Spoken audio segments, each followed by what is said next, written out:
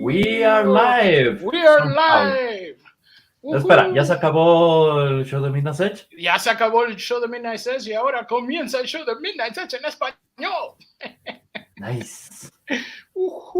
Bienvenidos a todos los Hail Midnighters que están en la casa con nosotros. Tenemos Smoothie DJ. Ladies are coming in a bit. We got Kicker Reviews. Hail to the chat. Hail to the chat. Yes. So we got D-Bud Martin the Man. Are you guys still doing Spider-Man? Debut!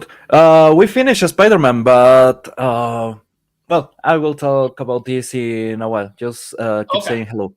Okay. All right. So here we go. We got my brother War Monkey in la casa. What's up, War Monkey? And we also have Dustin. Okay. Well, I don't know why they would. So just checking.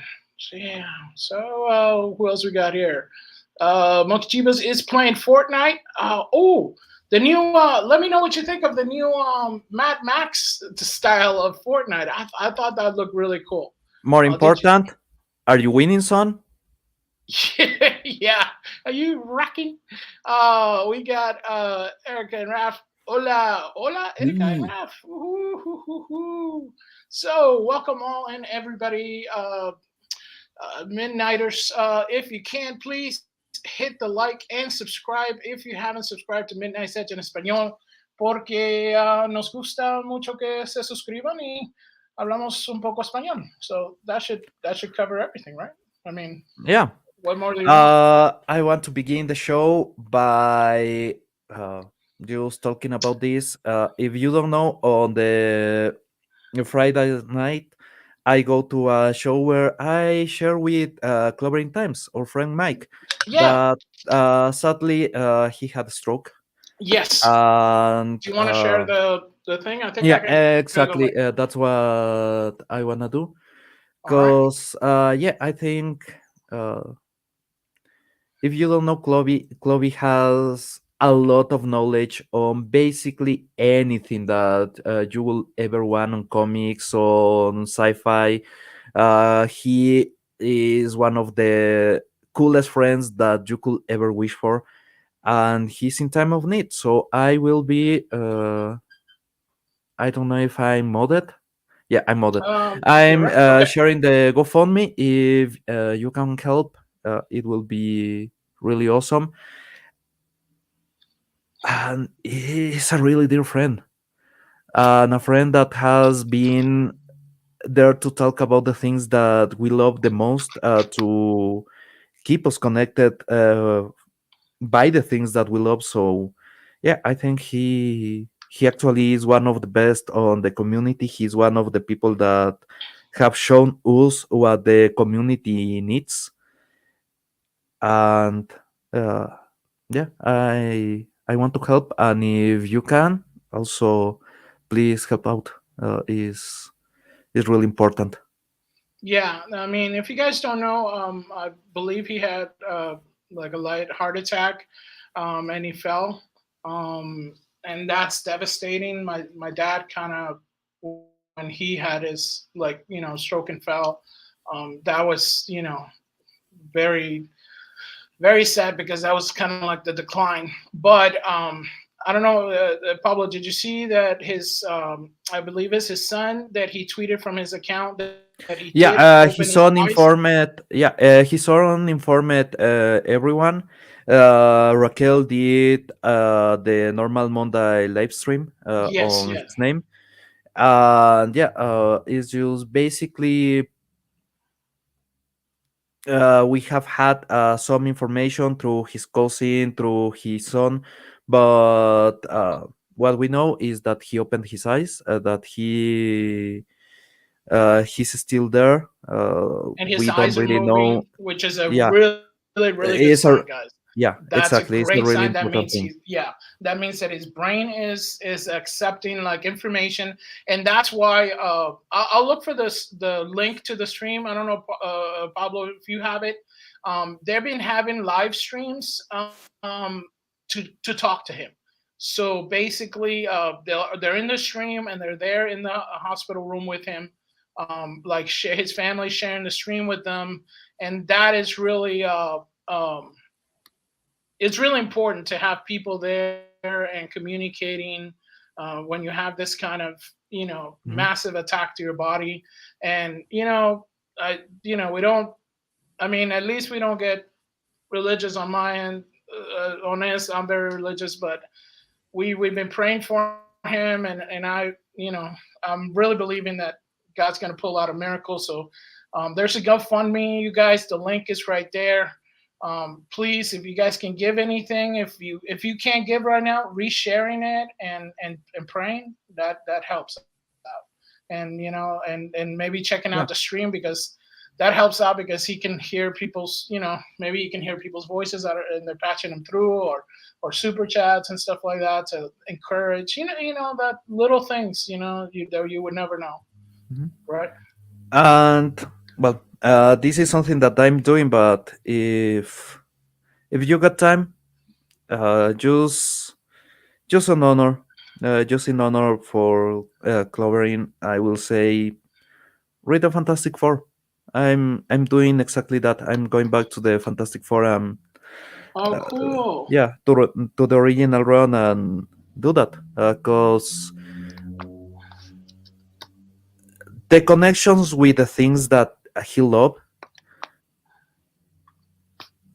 are really strong, and the things that he loved will make you feel better, will make you smile, will make you have some joy, and that's what he has been sharing all this time. So yeah, go back to the Fantastic Four, to the Prisoner, to all the shows that he loved, that he loves. Let's wait until we can talk with him again, because yeah, I cannot wait to talk Amazing Spider-Man or the Fantastic Fours with him.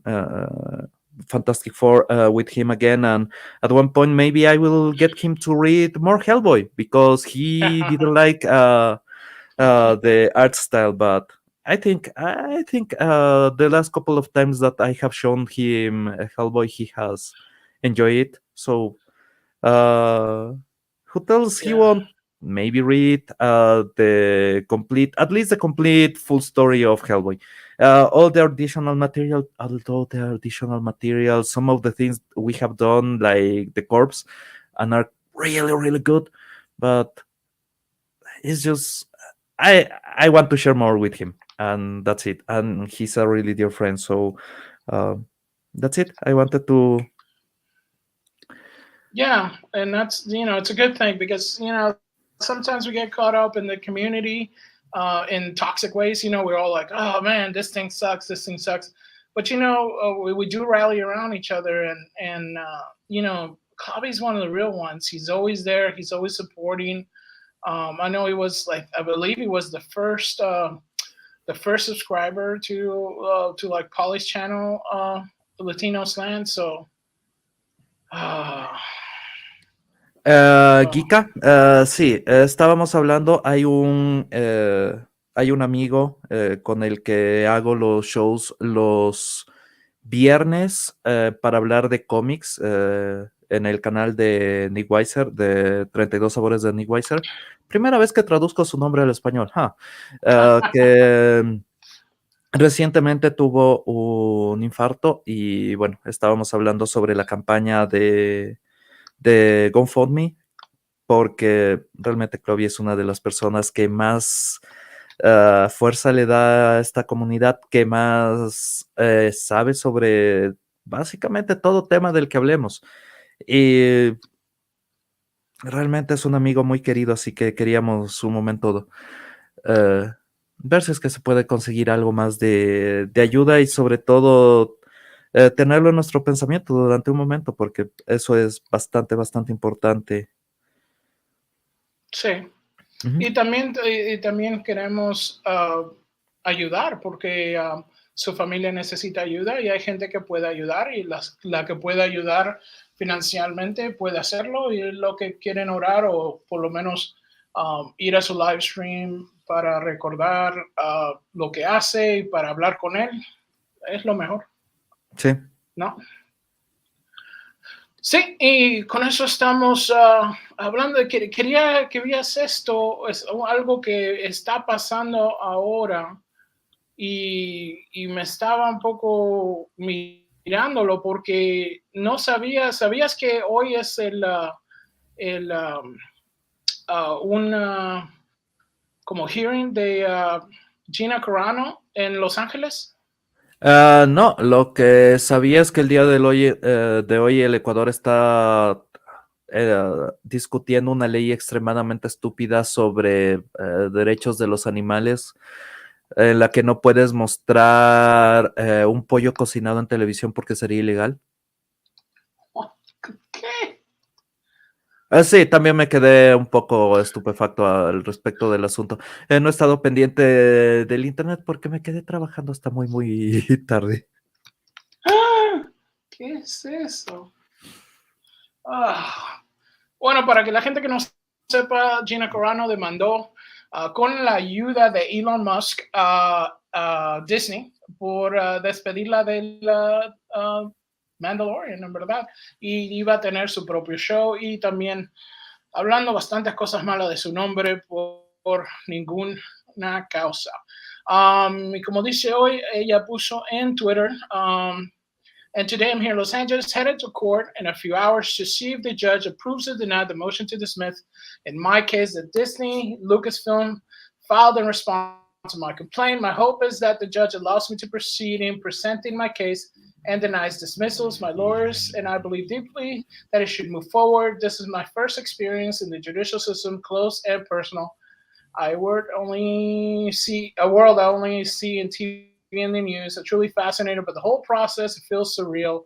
Thank you for your positivity, thoughts, prayers, and thank you, Elon Musk, for the opportunity to be here, humble and graceful. And then she did go on Russell Brand to talk about it. It's just a quick clip. Solo para traducirlo rápido, Gina Almost. Carano está diciendo que el día de hoy se presentan frente al juez para decidir si es que la moción que Disney puso para que desechen el caso procede o si es que el caso continúa, lo cual es bastante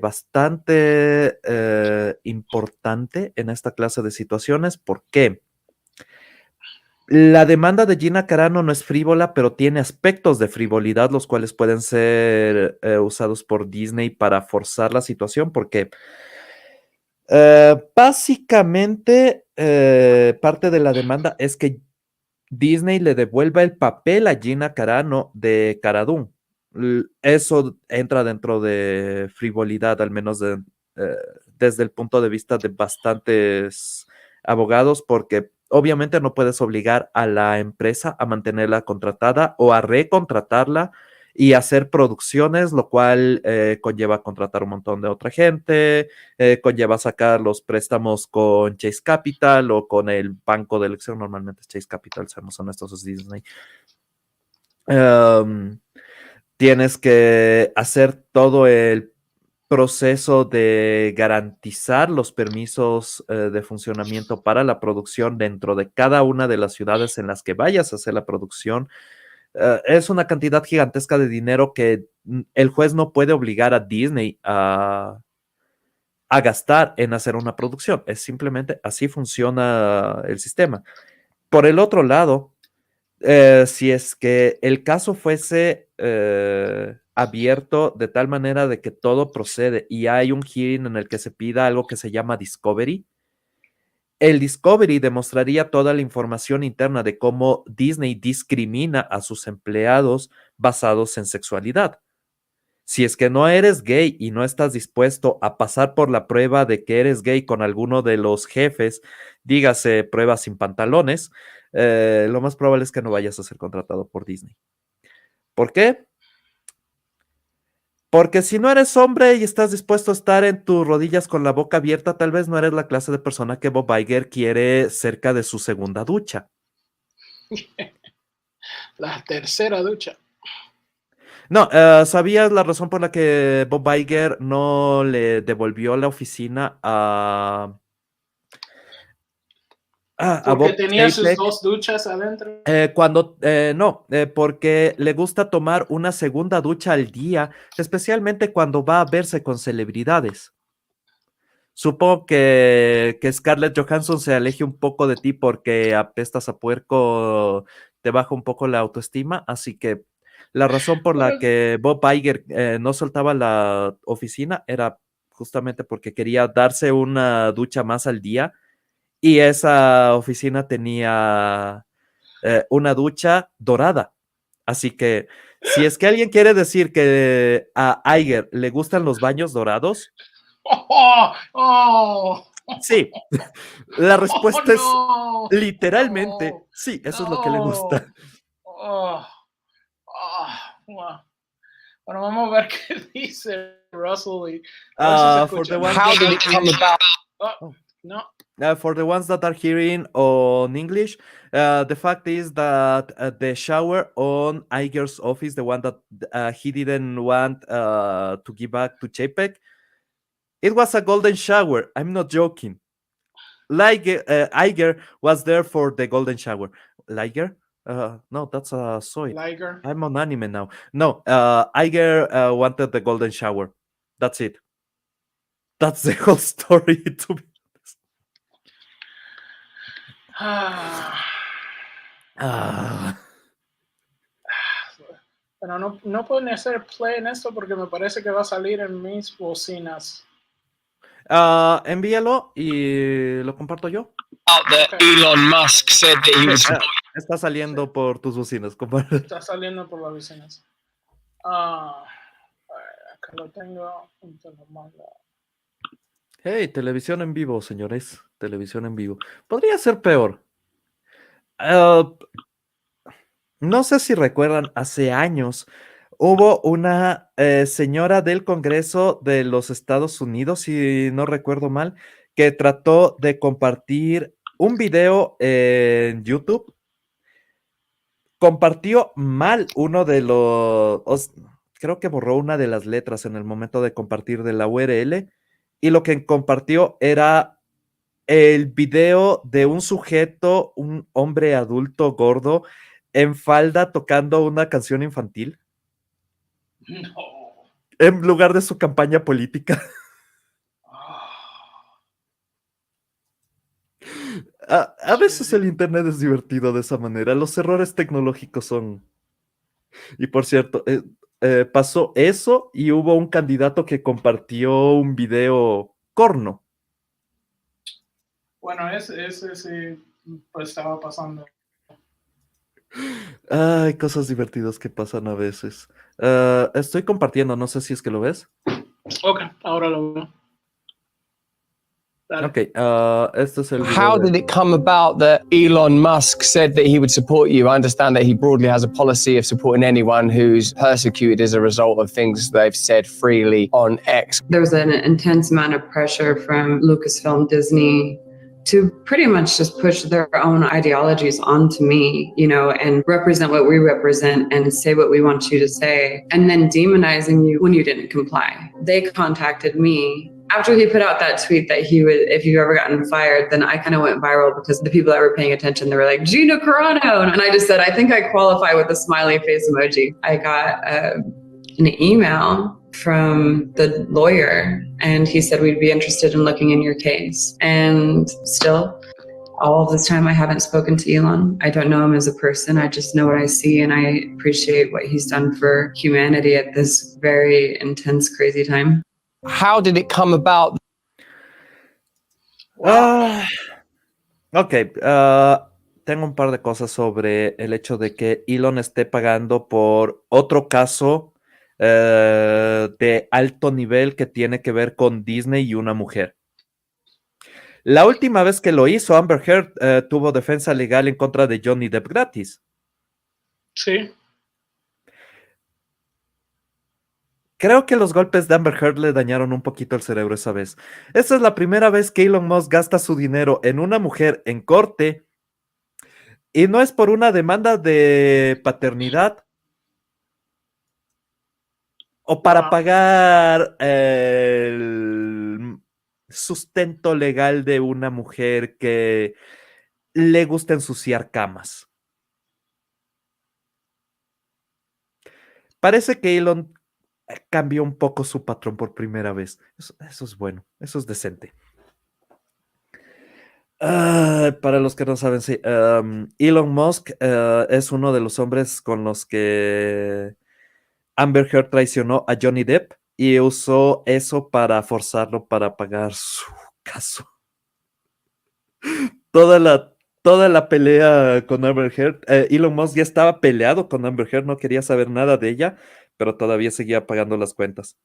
Creo que por eso los abogados en el final del juicio eran tan patéticos. ¿Recuerdas el abogado, la abogada tratando de hacer preguntas mientras la defensa era un, eso no viene al caso, eso no viene al caso, eso no viene al caso, Sí. eso no viene al caso? Gran día en corte. Estoy seguro de que al final de todo eso la jueza tuvo que apartarse y buscar alcohol. Bastante alcohol. Y esto es lo que hace un poco raro porque se meten tantas cosas, pero en verdad, hey, capaz que con él, bueno, no capaz, más que seguro que sin él esta demanda no había sucedido. Y eso es lo que, por peor o por mejor, por lo menos hay algo que capaz que podemos ver atrás de la cortina del mago de Oz, ¿no? Todo depende de qué es lo que decide el juez hoy. Si es que el juez da paso al juicio, el juicio automáticamente va a procesos como Discovery. En Discovery, obviamente, Disney tiene que empezar a presentar, al menos que obviamente lleguen a un settlement, al menos que pacten algo y Disney dé una, entre comillas, indemnización, que no creo que pase. Pero existe esta posibilidad. Estoy viendo el chat. Parece que Noemi está aquí, así que... Sí, estamos acá, entonces la voy a traer, si me deja. Ok, vamos a ver si funciona. Hola. Hola, ¡Hey! Nomi. Hola, ¿cómo estás todos? Primera Bien, vez que bien. nos conocemos. Sí. Sí, yo soy muy feliz de estamos aquí con todos. Ay, Sí, sí. Y lo siento porque yo le hablo español un poquito, pero yo entiendo mucho del español de hablando. no, don't worry. I normally don't understand anything, so... Ok, pero yo sí se puede hablar en inglés y español. Ok, Más perfecto. y menos. Pero ¿cómo ¿Está estás, bien? Fletcher? ¿Y aquí qué se pasa? Todo bien, y ahí te pone arriba, Ay, qué- you're right up top, so that way, at the bottom, the ugliest people at the bottom. Oh, stop. At least this way we won't get canceled. Yeah. Oh, stop. No, you guys are good. You guys are good hosts. So you guys carry the weight of the show. So you guys got a lot of things going on for you. Yeah. They don't know what they're missing out on. So what do you think about this, Nomi? What do you think about Gina's case going today? So we don't know if it's going to get dismissed or not. They're waiting. Mm-hmm. And what we were talking about was, Elon getting involved with legal matters because I don't know if you remember, he got involved with the whole Amber Heard, Johnny Depp thing. Yes. So this is going to be, something that's completely different in a sense, but I think as Pablo was saying that, he does tend to get involved with ladies. I don't know. Has he put forward any cases from some guys or? We're talking about Elon Musk putting cases against guys, or Well, no, No, I'm just saying. he has Pablo, what do you think? defended. No, guys think okay. defend? This is how this happened. Basically, Elon Musk said that anyone that wants to sue Disney will be helped by him. yes, Because I remember that. Yeah, That he was was on earlier. he was on a peace fight with Iger. That's the whole context. He was on this pissing match with Iger, and he needed something to make Iger really, really mad. So he tweeted that. Gina is one of the people that responded to that tweet. Seeing him posted. Then she got a call not from Elon Musk, but from the legal team that was representing him on, I think, the purchase for Twitter or something like that. And Sí, yo me conozco toda la historia con Gina Carano con the legal fee or the legal aspect of it. Yeah, because that was earlier this year in February that she announced with Elon Musk that, you know, he is going to be funding her legal fee. So yeah, I'm aware of all of that. So I saw this clip earlier this morning and how she wrote that later today, I'm going to be going to the court hoping that the judge would be in her favor or dismiss it. It's either I'm actually looking forward to this. I'm hoping that there's like a court TV live document or like a live stream of this because I want to see this. I want to support Gina. But the way I see it with this, yes, Elon is definitely trying to like rattle up Iger. Like, you're not God and you can't act as God and have people bend the knee to what you want. Secretly, I think that Elon wants to purchase Disney.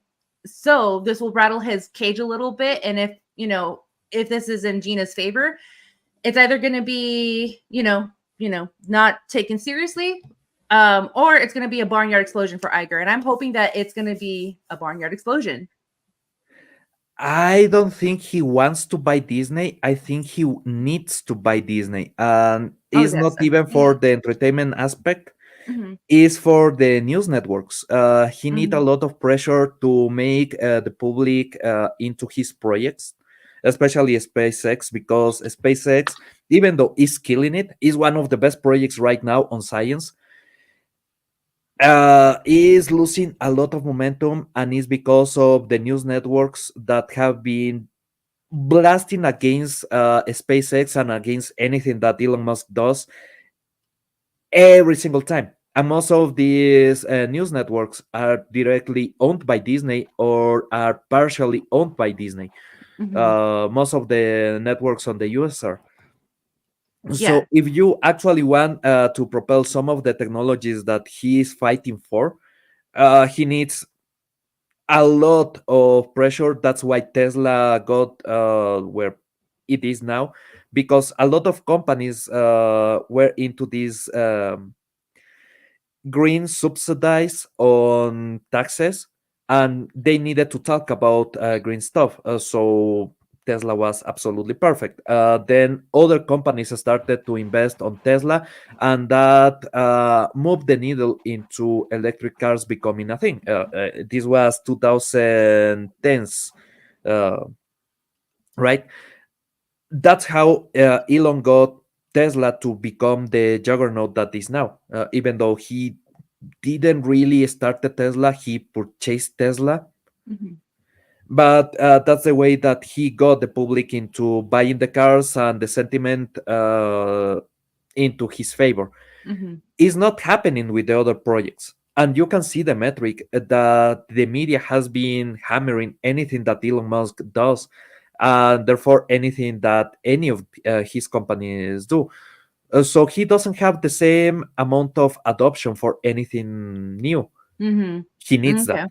So buying Disney, buying every single news network corporation in the US, at least partially, because even the things that are Warner are also Disney. Yeah. Disney has its hand on everything, which is true. I was a former cast member. I used to work at the Magic Kingdom in Orlando. Oh. Yes. So when I got there, I didn't know Disney owned ESPN, ABC. And I was like, oh, this makes more sense now. And then now that like time has passed, it's like, they have their it's their own media. They only want to project what they want versus suppressing the people what they need to know. Yeah. Yes. And that's also the reason why he got Twitter. He needed a tool to actually move a lot of the things that he's trying to do. Because the mentality is basically he's trying to move humanity into the future. The future may not be the right future or the future that everybody wants, but it's a future. And he thinks is the correct. So he is moving everything in that direction. And part of that is also propaganda. Propaganda is a huge source of any movement, be it political, religious, or technological. Adoption for Macintosh, for example. Do you remember the I'm a Hold Mac on a campaigns? second. Pablo, so we got Lily is here. Oh, nice. And sorry, guys, we did start early, so that's why the girls are coming in. It's because we started early, so. All right. So then they're like, wait a minute, we're starting early. And I was like, but it's all right. We're gonna be here, so and move you up. It's okay. We're women. We're always kind of a little bit late. And then also, it's a little secret: no one cool shows up to the party early anyway. Right? That's What's okay? But I wasn't gonna go with the stereotype. Okay. Wait, then I'm absolutely cool. Yes. I never show early to the party. I just never show. I'm the coolest guy around. Yeah. Yes. That's the ultimate of cool. It's like, no, I'm too cool to show up. So whatever, guys. I'm busy getting my coffee. Okay. My sister sent me a t-shirt that says, I'm sorry I'm late for the party. I didn't want to come. I will use that to family reunions, to be honest. You guys are talking about things. Oh my gosh. Yes. Yeah, She's going to court today, dude. Yes. So Well, yeah, why don't you play the clip again, Pablo. Okie dokie. That Elon Musk said that he would support you. I understand that he broadly has a policy of supporting anyone who's persecuted as a result of things they've said freely on X. There was an intense amount of pressure from Lucasfilm, Disney, to pretty much just push their own ideologies onto me, and represent what we represent and say what we want you to say, and then demonizing you when you didn't comply. They contacted me after he put out that tweet that he would, if you've ever gotten fired, then I kind of went viral because the people that were paying attention, they were like, Gina Carano. And I just said, I think I qualify with a smiley face emoji. I got an email from the lawyer, and he said we'd be interested in looking in your case. And still, all of this time, I haven't spoken to Elon. I don't know him as a person. I just know what I see, and I appreciate what he's done for humanity at this very intense, crazy time. How did it come about that Elon? I need a discovery. That's all I want. I want to see internal documents on Disney on what the hell is going on there, so I can laugh. Point and laugh. There's nothing legal that I can do. There's nothing practical that I can do. The Acolyte yesterday showed me that there's nothing I can do. This world is heading to chaos, and I will just get my popcorn. Yeah, I think all of us are at the point now we want to watch Disney burn, because last night's episode of The Acolyte was a monstrosity. It wasn't even Disney. It was not Star Wars anymore. It's lost its touch. So at this point, I'm kind of rooting that Disney will have this massive downfall. It was lesbian theater on space, and I'm not even joking. Lesbian about soap that. opera. Lesbian novelas. That's what it was. I have been on actual lesbian theater plays. Mm-hmm. That part when they are singing and everything, that's it. That is actual lesbian theater. And crappy one, by the way. Normally, the lesbian with the best voice is the one that is singing, and the others are just doing the chorus. This one was just the chorus. The power of one, the power of two. That should be just the compliment to a really nice voice. they Mhm. didn't have the nice voice, so it came out as absolutely shitty. Yeah. I Yes. think it even goes beyond that. I mean, honestly, I don't care what your sexual orientation is. I honestly really don't care. Mhm. They could do whatever they want with, but it just wasn't Star Wars from the Yeah. beginning. Like I watched it, I tweeted 8 minutes in. We hadn't even gotten to the controversial part, just the part where she's explaining about how they don't refer to it as the force, but they call it the thread. And then she explains how it works, that you pull the threads of your destiny and stuff like that. And I'm like, no, that's not how the force works. Yeah, Sorry. exactly. Like, so yeah, 8 minutes in, I didn't even get to that part that everyone was like, oh my gosh, it's like this lesbian cult and whatever. I didn't even get that far. 8 minutes in, she starts explaining that, and I was already like, oh yeah, this isn't Star Wars. I'm done. That, by the way, this is supposed to be something like the Witches of Dathomir, the Sisters of Dathomir, that canonically use the Force, but they use the Force in a way that the Force almost become tangible, becomes material, and it's a process that is really screwed. Uses all the dark side, is connected to the rawest of emotions, and that was supposedly why only women became witches of Dathomir.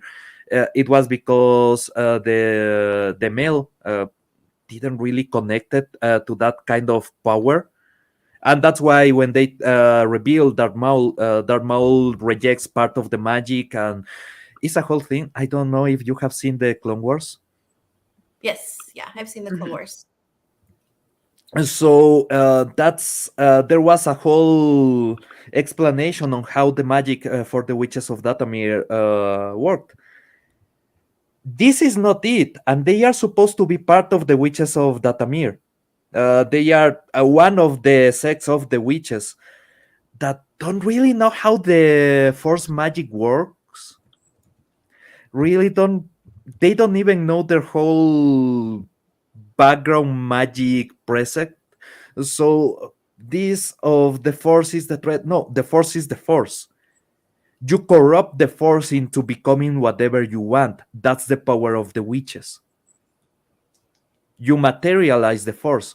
Yeah, basically they have told us that Shmi was lesbian. The whole episode was to explain that Shmi was lesbian. But oh, this is Well, like they the have worst the part. same thing. I think they're They gonna lead even mirror. into. Yeah, they mirror They're Anakin, and gonna, is on purpose.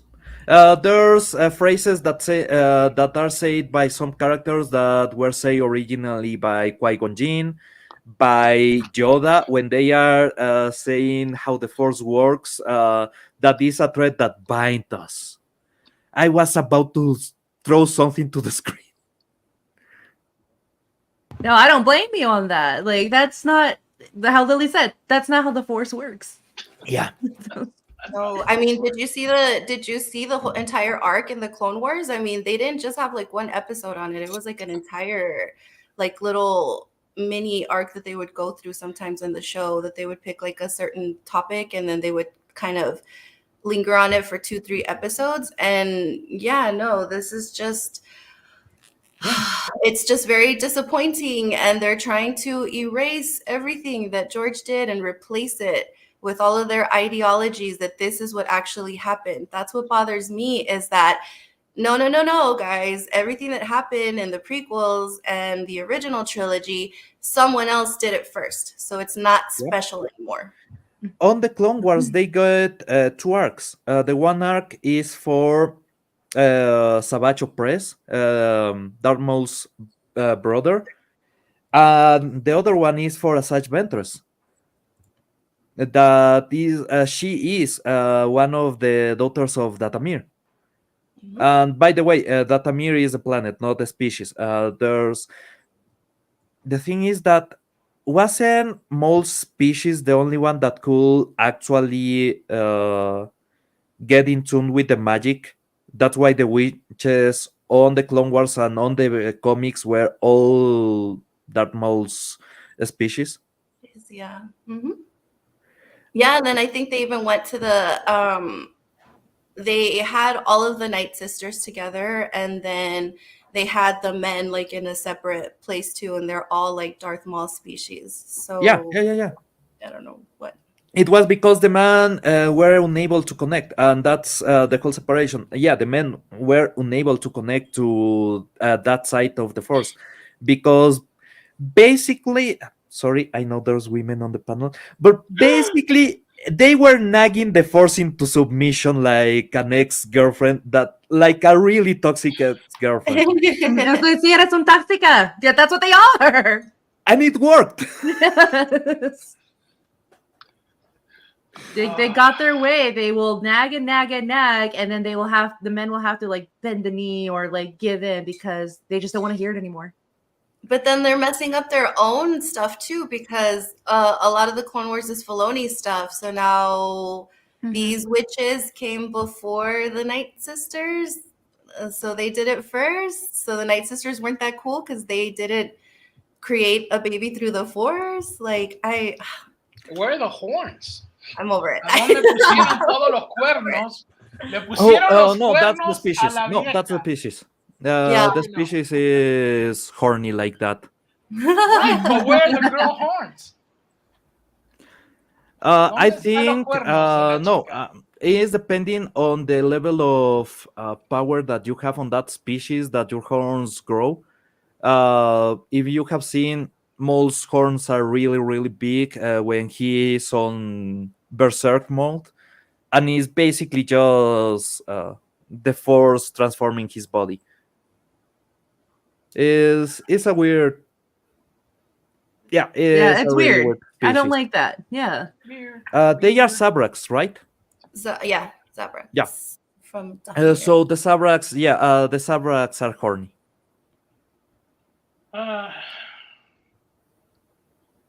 Except Asajj Ventress, for some reason, Asajj Ventress didn't have horns, and she's from the same species.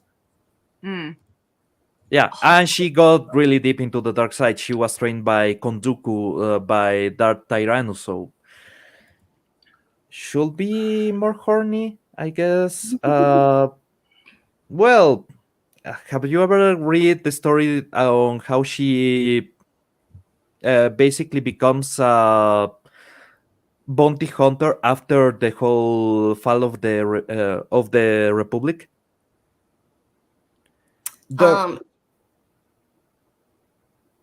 There's an arc for her after the Republic where she becomes a bounty hunter that hooks up with an ex-Jedi that was supposed to fall into the dark side, and then he dies. It's a lot of drama. It's really stupid, but she had a story after the whole thing. Well, I'm guessing we will never get to that because we are going into the past and ruining the past now. We're going into a disaster. Because even nobody's watching this thing. But I know that you guys watched it. What did you guys think of basically? How did you get through the episodes without drinking? Well, in my coffee, I did pour my Bailey's coffee creamer in there. So I'm like, oh my God. I've seen trash. I've seen Disney trash, but this one takes the cake. I saw it this morning because I saw all the memes. I saw everyone's jokes on it. It's like, okay, let me see what it's in. And then I couldn't help but cringe. I sat there. I dissociated myself from watching it. And it's like, this isn't even Star Wars. This is like a low budget. I mean, if it's a high budget because it's Disney. But to me, I thought it was like a low budget lesbian sci-fi movie that you can see on the Sci-Fi Channel. It was something that doesn't even follow any of the lore anymore. Like, it's lost, and it's just like, what specifically in the lore did you notice that it wasn't following, or like what ruined it for you that you said this isn't Star Wars anymore? It's when they did that lesbian cult where they're singing like Power 1, Power 2, and Power Many. Is like original Star Wars wouldn't do a little song like that. That's we where got a lot of music in Star Wars, though. We Yeah. got a lot of really silly songs. I mean, if you're at the cantina with like everybody like playing the instruments, yeah, I'll give them that. But like No, this there's one species that actually has a song in the movies. The Ewoks. oh, that's okay. That one I did forget. they But have their little song too. but I don't. Yes, they do. But it's that's what threw me off on that. But I don't really consider the Ewoks because they're cute little furry creatures versus like people that you can relate to. Like, oh yeah, like I'm a Jedi Master, but like, why would I have to do that song in order to get? I don't need a man type of thing, which is dumb. They are lesbians on Disney. Who tells you they are not furries also? Yeah, you got me on that one too. But no, it's just I mean, it's been obvious for the longest time with it where it like took me out. Like it's them projecting their ideology, what they think they know best, and they're going to use this beloved franchise, this beloved things that we grew up with, to put that message, to make it known like, hey, we're here and we want you guys to accept us, and there's no way that we're going to go away. So it's kind of annoying. Yeah, Gary's yeah, because this was the meme that I thought was like hilarious. Power of one, the power of two, the power of many. As I said, that's lesbian theater. The power of many. But you have a voice that is prominent, that actually sounds good. Here it sounds like they are drunk. The power of man. Or whatever Zaza they were smoking that day. I don't know. Yeah, so that's the part of the threat. The threat is legalizing it. Oh man, if they were doing a show about legalizing it, I will be all in. I will be happy as hell. This is not it, brother. The power of... I kept thinking, like, I have the power, or like, what was like, when they said one, my sister was in theater, and all I kept thinking is like one, singular sensation. I was like, Yeah, this whole thing didn't even make sense to me though, because when she's teaching the girls, she's telling them that the power of one, the power of two, the power of many, but then there's only one, the main one, that defeated two of them together. So what is exactly the point? Like, is she trying to say that the more of you together, whatever, are more powerful? Because she didn't prove that. She proved that like she herself was the only one that was powerful. Less than two little girls you are. Ashamed you should be. So I have no idea what they were trying to do with all of this. It's just cringe. I can see some of the currents, the different thought currents that are coming into this, and none of them are really well structured, because there's a lot of lesbian imagery there, actual lesbian imagery. I'm not meaning just as a joke. I mean, it's something that if you go into women's circles, especially lesbian women's circles, you will see that kind of imagery. You will see this kind of art. But it's discombobulated, because I have seen some lesbian productions that are actually really good. I have helped on theater, by the way. That's the whole thing. And there's some things that actually work really well, because... I'm sorry, did someone say lesbians? Oh my gosh. Yeah. Right in time. What's happening, everybody? Hi, Polly. How are you? Midnight Edge in Espanol Lesbian Edition. Ay, ay, ay. The Nomi, TV show, not anyone on the Not panel. the panel, not the I'm panel. like, let's get that. Well, you don't Let's know, get I that might be clear a real quick. lesbian. It's great to have Nomi and Lily back here with Fletcher and Pablito. Hail to the chat. I just wanted to pop in real quick and say hello. How you guys do? What's going on with this? Where are you guys at with the critique? I want to hear. Well, I had Bailey's in my coffee this morning, so I watched this episode this morning when I woke up. Wow. So that's where it's going. Over because I needed to actually pay attention and critique this correctly. Like it's a mess. I saw it last night as soon as I was able to, and it was just. It took me maybe an hour and a half to get through it. Yeah. Just because I kept pausing at certain parts just to like rethink my entire life choices because I saw your bad. Dude, your Twitter posts are prolific. They're like, my Twitter blew up last night. I don't know what happened. Jeez, how about you, Pablito? I will be honest. At one point, I was just laughing out loud. I'm starting to understand Gundam, and I think that's really, really bad on life.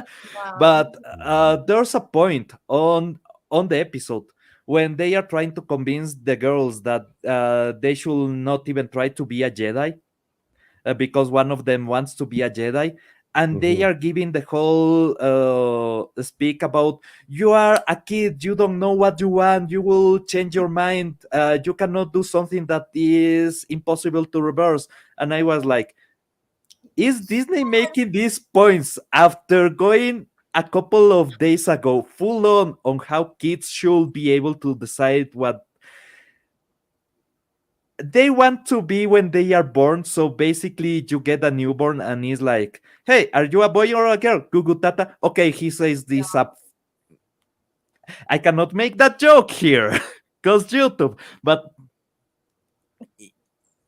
yeah, it's weird that Disney had something that could be perceived as anti-trans on a show about trans and lesbians. Well, it wasn't intentional.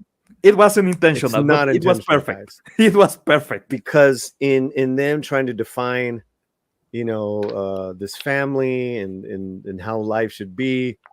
First of all, they were horrible parents. The two ladies. I mean, the mother superior straight up force punched the two kids into the ground. Like, what the fuck? It was just terrible. It was terrible. Have you seen lesbians treating each other? They normally smack each other, really. Oh my god! but okay, yes and no. But here you have an opportunity that you're going to do all this stuff. Like, who the fuck would want to live in this witch covenant? Everyone's miserable. They're nasty. It's like so dreary there. That is your lesbian utopia? That's terrible. It's what we have right here in current modern day. I'm doing the dyad. where there's women going to the forest and like beating up trees or smashing sticks to the ground because they're letting out their oppression or their anger. So yeah, I wouldn't want to hang out with those type of women, and I wouldn't want to hang out with these type of women in Star Wars. Did you guys get also too the subtle, not so subtle language about that man put the Jedi mind trick? Yes. Yeah. Yeah. The whole episode, I could smell the patchouli. This smell like a hippie commune. Oh man. What about the Pachanguero himself, Fletcher? Man, what'd you think of this episode? It's funny because I was thinking of looking at it like from a different perspective, like just okay, maybe I'm not getting it. My wife always says I don't listen, so I'm like thinking to myself, maybe I'm not listening, and then I'm just looking, and I'm like, I don't even want to get this, I don't want to. This makes no sense. It was you burned down a stone temple, and you have a kid called Osha, It's just come on, man. It's just like puns, you know. Oh, did you notice? Okay, there's something that they wanted you to Mhm. see as the Osha character. Like the Jedi were there to save the kids, but there's a small moment where they kind of tease you what really happened and why the sister is trying to kill the Jedi. The Jedi went to kill the witches. The Jedi were not there saving them, were there killing the witches. So yeah, they are setting up this plot as one side is supposed to be as evil as the other.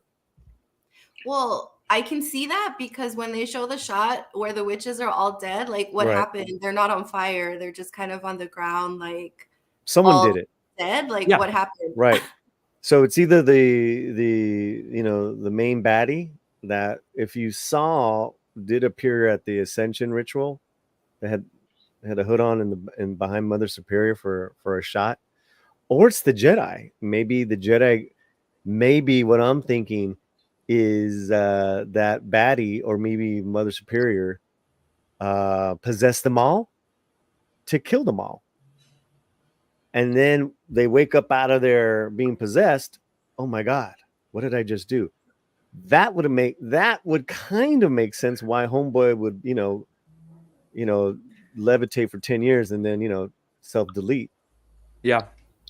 That's the No, only thing I can think of. they won't be possessed. They will be just evil because they are Jedi and the Jedi are evil. But Because Remember what- what If- Leslie Headland said? Yeah. There's no dark side. There's no evil or good or evil on Star Wars. Oh, they That's all what- said that Yeah. last year at the Disney convention. Yeah. But even what I just theorized is true, it's still a shit story. That is still terrible. Oh, yes. That is not Star Wars. Oh yes. By the way, Stupid. one of the hand signs that you can see kind of reminds you to one in the pooper, two in the. Oh no. I'm just saying, there's a lot Oh, of I was trying to weirdness in find the- memes for today, and now it's like half the memes. Yeah, you can't even use them. I just want a scene where Qui-Gon is asking to Shmi who's the father, and you cut out to Zack's music, and she thinking about scissors. That's all I want. That's all I need. God damn. Even if we have girls here, we still can't keep it light. Have you seen the episode? How can we keep it light? The whole episode is about scissors and the Force. It's forced scissors. It's just bad. It's just bad. I'm going through the stages of grief. That's why I haven't been able to laugh yet, because I'm still I'm still trying to process that something that I love very much is gone.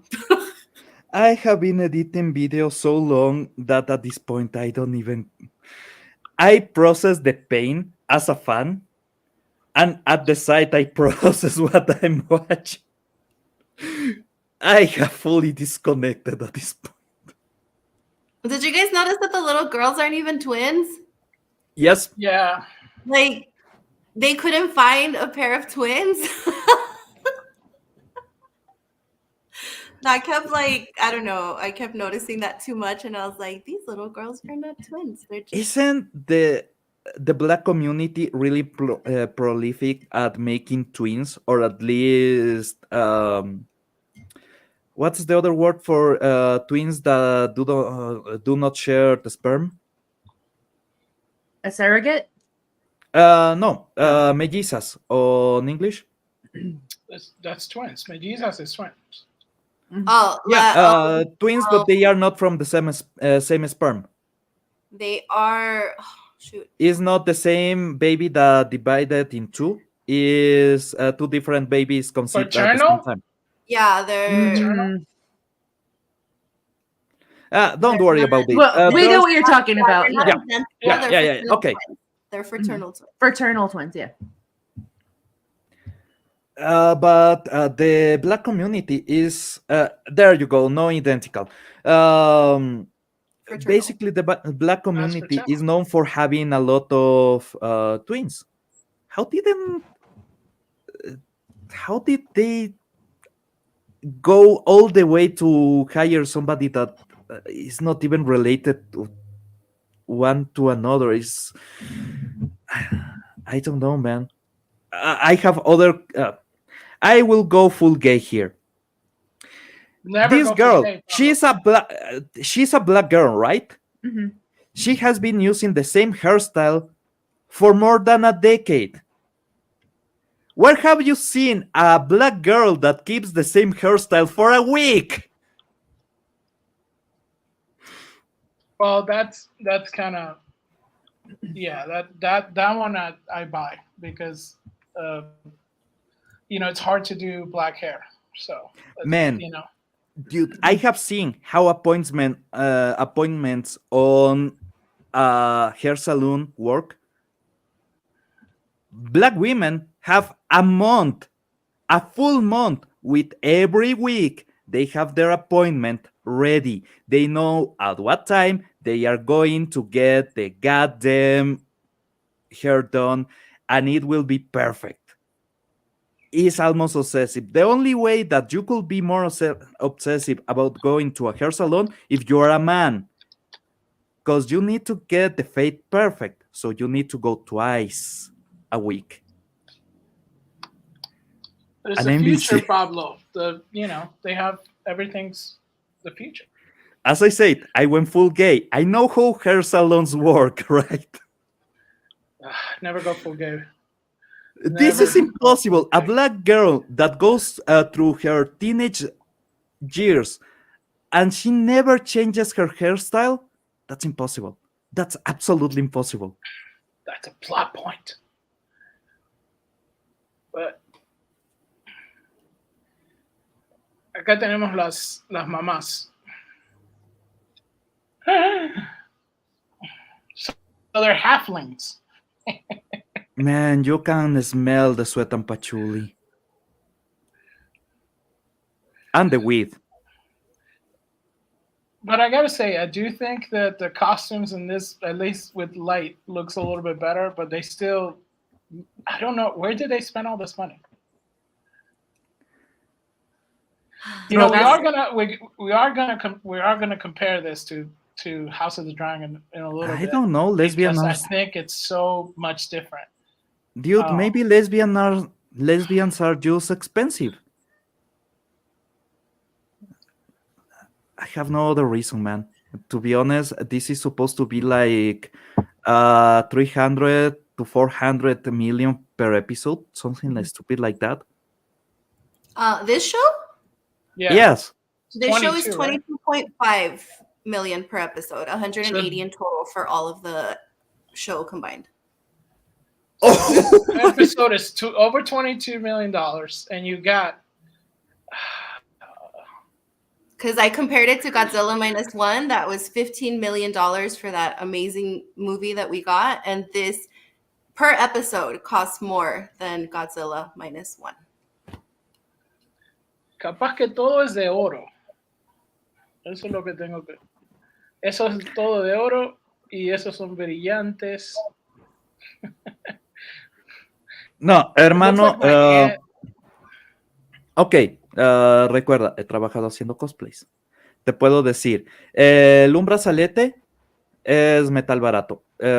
Algunas de las piezas son 3D printed. Lo que tiene en el cabello, esos dos triángulos que tiene en el cabello, son sacados de pistolas de silicona. Son los clips que tienen las pistolas de silicona para evitar que topen la superficie y la punta queme cualquier cosa. El resto, la mayoría son cosas que puedes conseguir en cualquier tienda hippie.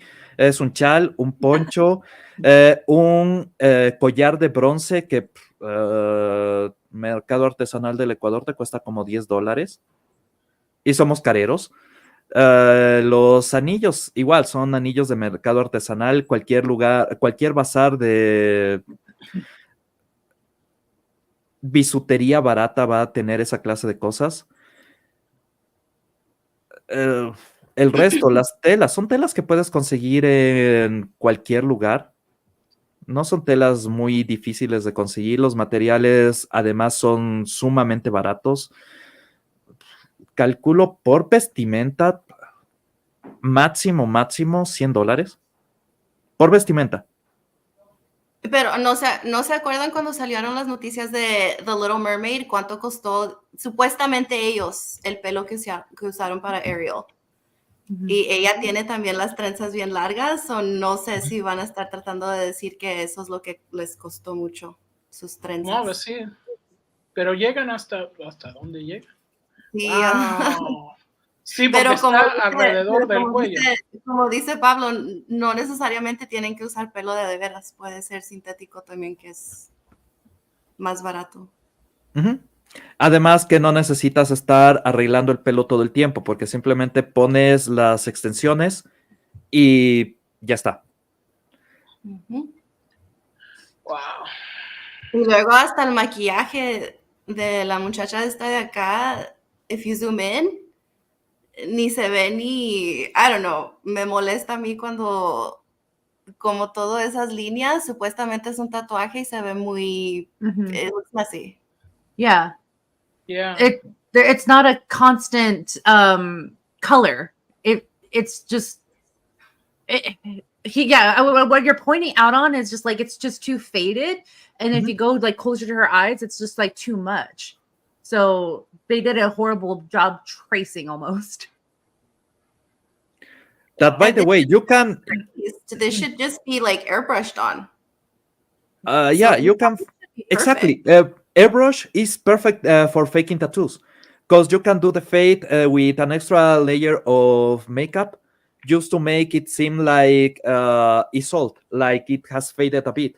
But this is not it. They paint it faded, and instead of covering with something, they just leave it like that. So it almost looks like the sweat has been moving around a bit of the ink. It doesn't really feel, yeah. Wow. Oh, man. Wow. Do you remember that mold? That mold looked awesome. Also a gay Wookiee with a membone. Yeah. Oh, yeah. Oh, no. I've never seen that before, that his little like head is shaved. What the heck was that? Last episode, I was saying that... ¿Viste la cabeza? Mira. Yep. Yes. El Wookiee te quiere vender Starbucks y tacos de $7. Hermano, ¿recuerdas la semana pasada cuando decía que el Jedi negro es gay? El Jedi negro y gordo es gay. Pues adivina qué. Resulta que es Ram algo, suena a Rambalam o Blackberry, no, pero suena algo parecido. Y resulta que el personaje canónicamente sí es gay. En este punto tenemos que creer que todos son gays. El Wookiee también es gay. Yes. Pero el problema es que los gays ni quieren aceptar este programa. Ustedes dicen, no, ya no es gay. Yeah. ¿Has visto la reacción de la comunidad LGBT a este programa? No. ¡Lo odian! Sí, tiene que ser. Okay, hermano, bueno. nunca había visto a tantos gays diciendo, por favor, pónganos papis chulos en pantalla y déjenos demostrar estas bestias asquerosas. ¿Qué pasó en eso? Bueno, quién sabe. A los gays también les gustan los hombres fuertes. Eso sí. Especialmente. ¿Qué pensaron de este personaje en el episodio? Ni hizo nada. ¿Qué voy a pensar? Nomás estaba sentada ahí arreglando la misma cosa por como todo el episodio. No, pero te está mostrando que es un Chewie que arregla, es mecánico, entonces... Sí, pero el Chewie, en la nariz. Es el Chewie. se aventaba, luego acababa todo y seguía con otra cosa, en la misma por como 30 minutos. $22 millones. Yeah. Mm. Ahí se fue parte del costo en... Ahí En fue el es que para eso usaron pelo natural. Mhm. No, De eso fue el Corea. Oh, y trae su bolsita también. Trae su bolsita. Eso es Gucci. Es Gucci, manito. No es Chewbacca, es Gay Vaca. Es Ay, gay ay. vaca. Ah, Ni uf, siquiera Chewbacca traía un satchel, ok, no era bolsa, era no satchel. era bolsa. ¿Y qué pensaron de la mamá? Ahí, pobrecita, la vieja. Mama Ay. Scrotum, Oh, Ay, yo. niéguenmelo. Solo miren los cachetes. Oh, man. oh, churro vaca. Oh God. Oh, God. Ah, la orden de las brujas. Ah, no. O sea, y también esto. Que... Ah, You know, we have seen technology from almost 100 years from what we see on the original trilogy. This is supposed to be also 100 years or something like that. We have seen technology from that era. The Millennium Falcon. It looks way more advanced than everything else in this show, so I don't know. There's a lot of inconsistencies here, man. I just, I'm speechless with. It's so bad it left us without words. We don't know what to talk about because it's just disgusting. Like it's just like a car wreck. Like you don't want to look away, but you want to. The lady that you had on the Sandra. screen before, was that supposed to like remind us of Maz Kanata? Because when I saw her, I was like, is this supposed to be like the same species? Yeah, but Maskanata looks like she has buttholes for eyes. This is another part of the body altogether. And I mean, Yeah, it, that do was was it Mascanada? This one is Mascanada. Oh, wow. No, but do you remember the memes when Maskanada was originally revealed? That people actually photoshopped assholes on her eyes. Oh my gosh. It didn't change much. Because she has wrinkly eyes, little wrinkly eyes that ends in just a dot. So it look just like that, and somebody got that idea. This is episode 7, by the way. People have been joking about that for 10 years, and they don't get that people joke about this kind of stuff. Lucas actually had people telling him about the costumes, about the designs, if something looked really mockable. So he wanted to avoid that. So he will change the character a bit to make it less mockable, to make it less of a joke.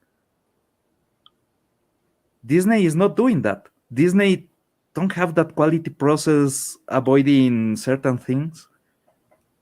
So everything is really easy to make fun of. The whole show is easy to make fun of. They are not even trying anymore.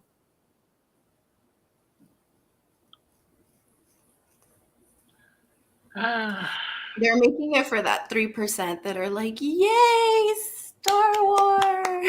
Mm-hmm. He Vader. That's one of the things that Lucas actually kind of screwed up. Costumes were so bad. Yeah. Do you remember the no scene on episode 3 when he transforms into Vader, that he gets up of the operation table and starts screaming no? Mm-hmm. That's one of the few things that Lucas actually forced into the movie, that people told him it won't go well. And because of that, then he edited episode 6, adding the no at the end when he throws the Emperor to the shaft.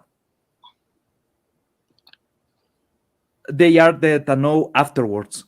So in the special editions, Vader screams no when he throws the Emperor. Mhm. George Lucas. Oh my gosh. I love him, but sometimes, yeah, he really did need people to edit him. Yes, he needed caricatures. Thank you, Marsha Lucas. Yes, she edited the first movie and was great. Then Lucas got salty about the edition not being done by him and did the special editions. Yeah. It was his process for the divorce. Ay, George Lucas. Como member for 14 months, gracias Jesús Dávila. Adiós, adiós, mi Star Wars querido. Cuando yo te vuelva a ver. So true. Descarguen el proyecto 77. Miren el proyecto 77 en toda su gloria. Disfruten Star Wars de verdad. Y díganle no a Disney. Yep. Anoche cuando acabé de ver esto, tuve que ver The Empire Strikes Back porque antes de dormirme porque no. Palate cleanser. Yes, palate cleanser. Oh man. But guys, they have amazing writers. You know what my favorite dialogue in this entire episode was? When May and Osha are talking to each other after the fire, and then they go, "What did you do? No, what did you do? No, what did you do?" That was my favorite. Oscar worthy.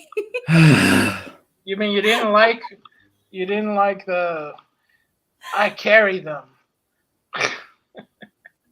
I created them. Oh. If I say that to a woman being a man, I will get slapped.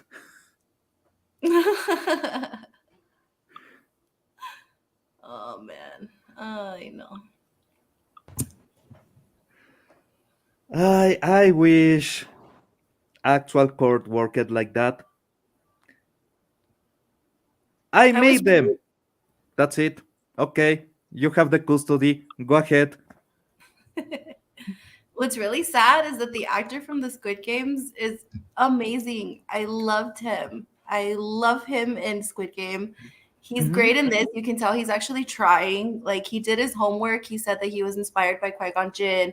He's a fan. You can actually tell that he's trying his best with what he's been given. But it just, the rest of the show is just a mess. Like, I wish I could have seen him in good Star Wars, a great Star Wars project. Like, I believe him as a Jedi, as a master, but not here. This is a mess. I feel so bad for him. Yeah. And even the mainstream media has already starting to turn on it. It's not just us fans as they blame. Because even Ford right now is like, it's Acolyte. Episode 3 is going to be one of the most disappointing Star Wars episodes. Article destroyed them. It destroyed them. And you know what? Good. Good. I'm glad they're being honest now that this is trash. Oh, but Forbes has been actually pushing against the show since the first 2 episodes. There's yesterday I edited the video for this. There's a couple of places like Inverse that they are defending the show, saying that the show is not bad. The fans are bad, and the fans should be stopped and removed. Oh, yeah. Not joking. That's the language that they use. They want us gone. And they are asking for some entity, I don't know who, maybe the government, I don't know, to actually remove us from existence. That is... sound familiar? Yeah. I wonder who else wants to do stuff like that. I think this is the article you were talking about. It's because you just can't justify how bad this is anymore. Like, you really just can't. Yes, I have the article, and there's a point where they actually say that somebody needs to do something about us, to remove us, because we are harming the LGBT community by not liking the show. The thing is, they've already removed us with their terrible shows. People are watching this to laugh at it, not Yep. because they're actually fans anymore. Yeah. I mean, sorry, people are making content out of it because it's still, to me, I believe this is still like a cultural event. This is having an impact because this is making people realize that you know what, there is a problem. They're doing this to Star Wars. They destroyed one of the biggest IPs. What are they going to do with everything else that's out there? And then if you take a look at the Rotten Tomatoes scores, the critic score dropped. Yes. Where's So it now- at right now? Now at least we What's have the On the latest? 20s. In the at least we 20s. have them being a little bit more honest. I mean, a 92% when it began, give me a break. But let's just be clear, though. This is all your fault, Lily. See, the headline says so. Acolyte isn't ruining Star Wars. You are. It is my fault. Nomi, It is Lily, my fault because I'm not Fletcher, brainwashed. and Pinche Pablo. You guys are the problem. Well, What's I am a problem, not the problem. I'm glad to be their problem. I want to be a bigger problem for So them. I'm looking at the Rotten Tomato score right now on the website, and it's an 85% tomato score, tomato meter. Oh, Yeah, that's because it great. was- Critics, it's went down then. It went down. Yeah. Okay. Critic score. And But then you know what I audience- noticed is that it's been like that since last night. So I don't know if Disney's up to their old tricks and they froze it there because it hasn't dropped since last night. The one for the audience score keeps fluctuating. It'll go up 2 points, it'll drop 3 points, but the one for the critic score, since last night, it was at 85% and it's been frozen there. But is it all critics or just the top critics? Because they have two different. Oh, it's sections. top critics.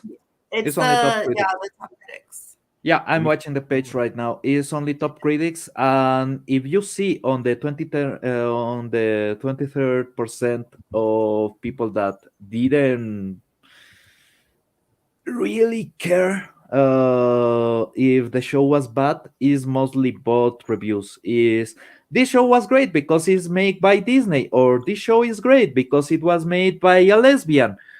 And everything else is I didn't like the plot, I didn't like the acting, I didn't like this and that. And those are the bigoted people that are evil, the ones that are saying this show is great because it's Disney and Disney produced quality. I'm not about whatsoever. Those are the good ones, I guess.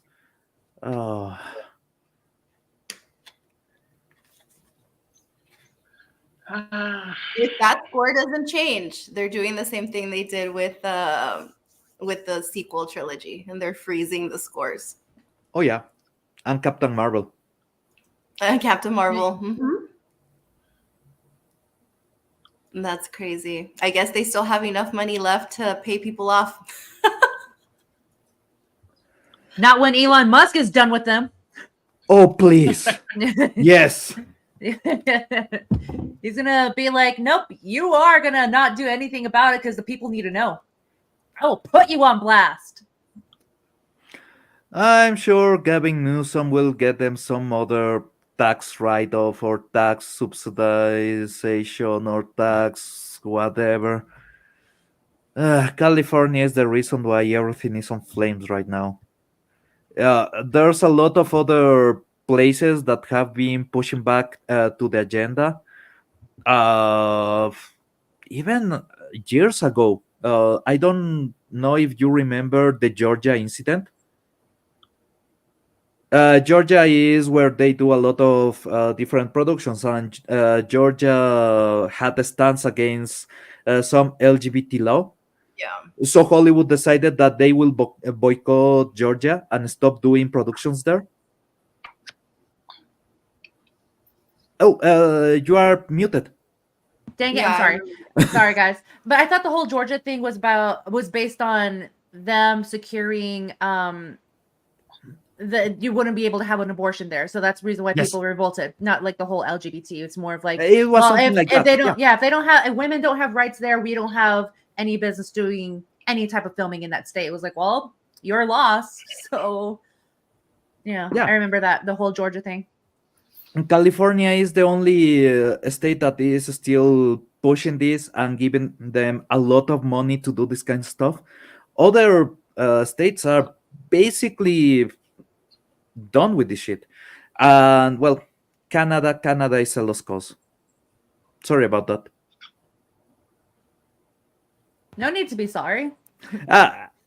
I was making a joke about Canadians. I was like, that's a Canadian job, them being sorry. So Yes. I was going to follow up with that. But yeah, there's a couple of places that are still giving them money, or at least softening the amount of money that they lose on this production, so they don't really give a shit. They will keep losing money. Mhm. Yeah. No, just like I said, let them, because it's only coming now where people are just writing the reviews like, yeah, this is absolute trash, and we're kind of sick of it. Instead of like kissing up, like, oh, because my friend has his hand in Disney, or my friend is this sort of producer.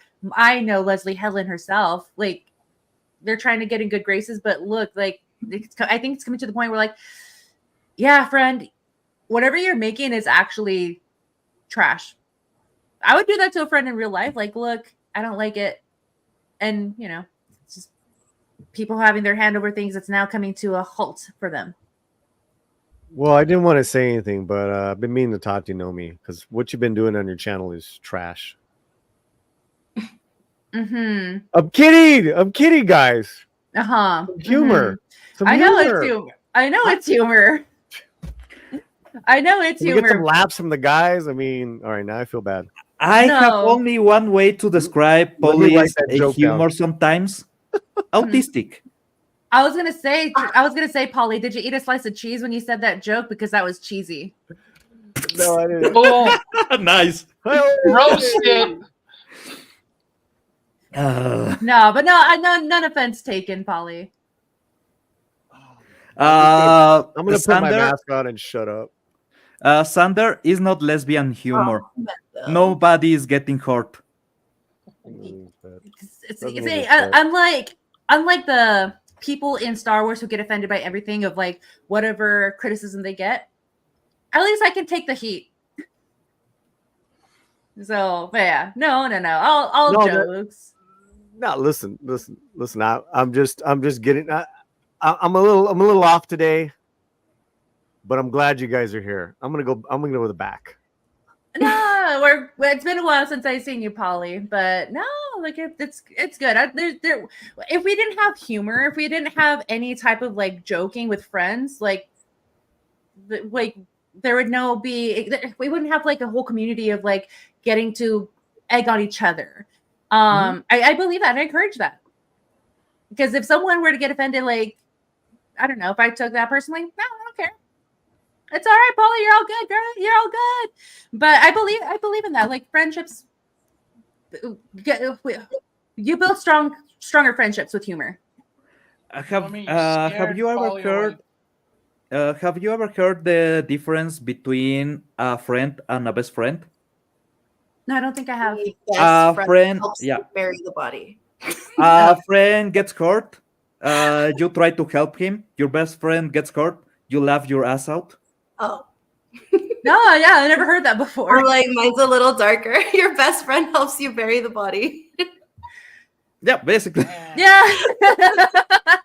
Speaking of darker but better, we talked about the Acolyte. And House of the Dragon. I'm like, is this what I think it is? Look at this. By the way, we have Dieguito on the chat. Wow. Diego. Beautiful. Look at that. Beautiful. Oh my How God. cool is that? That's so cool. I Look never at seen that. that before. Flags declare How cool for is your that? Queen Rhaenyra. Oh my God. Manhattan Bridge in New York. That's how you do it. Well, they're doing something right.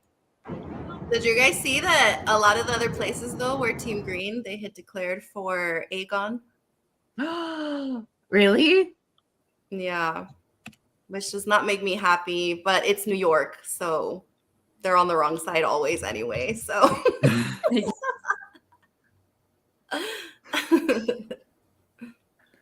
Well, Oof, this is one of those things where you do have to compare. You have strong women characters in the Acolyte, but you also have super strong women also in House of the Dragon, and two completely different shows because one actually spends its money because the budgets are similar, and one knows how to spend its money and one doesn't know how to spend its money. Oh, because House of the Dragon looks so much better. Everybody's looking forward to it, and everybody's excited. What do you guys think? I mean, I'm beyond excited. If you've followed me on Twitter for any amount of time, you know that I've been a Game of Thrones fan, even though they, hurt me at the end of the seasons. But House of the Dragon kind of brought me back, and I love it. I'm looking forward to it, and I'm really happy that they're going to capitalize on the Acolyte's failure like they capitalized on the Rings of Power failure. I'm so looking forward to this. Mm-hmm. Well, I've already put in because I work at a bar, so I already put in the time off. Like, I'm not available on Sunday evenings, guys. So I am that excited for this because I didn't watch the first season. Oh God, yes! I was there every Sunday. I had charcuterie nights at my place, and I would just drink the wine and like, yeah, you go Team Black. Like, I had a lot to say because I'm just like I'm so excited about it already. I'm gonna rewatch the season or like again so I can build up the anticipation for this. Because oh my gosh, Alicent, yeah, I have a lot to say about her because if I knew that girl in real life, like we would have major beef. So that's just where I come from on that. Huh. Yeah, entonces what happens though is House of Dragons already getting their premiere in London, and everybody went out to the pasarela, as they call it. But even looking at the background just of the red carpet, how much cooler and how much better is just the background of the red carpet than we saw in the Acolyte? Wait, they did a red carpet instead of a green carpet or a black carpet? That's a missed opportunity. That's a miss. They should do like half the carpet is on one and the other. Yeah, that would have been good. Half green. Well, I think that's why she's wearing the half. She should have wore the half green, half black. No, because that's Queen Rhaenyra. I was gonna say, like, no, that'd be like, yeah, she's defeating the purpose. Yeah, she's Team Black. Why is she wearing white? She can't be on both sides. Head of Team Black. Yeah, she is the head of Team Black. She's Queen Rhaenyra. No, but why is she wearing white then? It's probably just a fashion statement. I don't think there's anything too deep to it. She's a fan of Twice from My Hero Academia. Nice. She's a they them. We need to like let her express herself. She's gonna express. It's part of her personality. Oh, look, it says right there, Emma Darcy wearing a black. Oh, okay. Well, it doesn't explain. Big Dragon premiere Monday. Big Dragon ahead. A lot of Flame cosplays and stars galore on red carpet as the House of the Dragon celebrated its season 2 UK premiere on Monday evening. Had attendees and many onlookers ablaze with excitement despite repeated rain showers in the British capital. The Iron Throne was also there. Series stars including Emma Darcy wearing black and white outfit that drew much attention. Olivia Cook, Matt Smith. Favorite Freckle is Stephen. I'm not gonna butcher his last name, but I don't know if you did it. Toussaint. Descending along this Lincolnshire Square, igniting enthusiasm among spectators, snapping pictures, taking videos while cheering and screaming. They were joined for the screening the first look at the second season of Game of Thrones prequels, led by showrunner Ryan Condal, who also attended along with Sky Studios, blah, blah, blah, blah, blah, and it's guessing content in Ireland. And I guess that was the thing. I guess they had A great premiere. Uh, I don't know. Did they have pictures? I guess they didn't. Um, Sometimes sometimes there's pictures, sometimes there's not.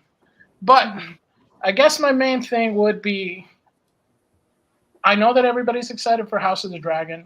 I know the media wanted us to get excited about the Acolyte, which didn't happen.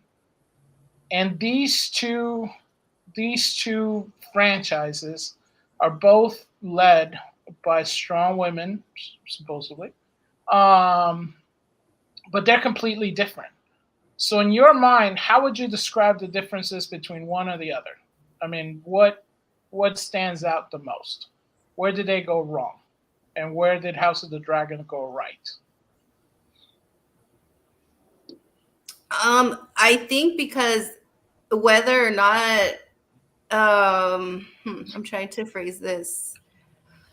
If you take the characters of Alicent and Rhaenyra and you made them into male characters, they'd still be good characters. But if you take the characters from the Acolyte and made them male characters, they'd still be terrible.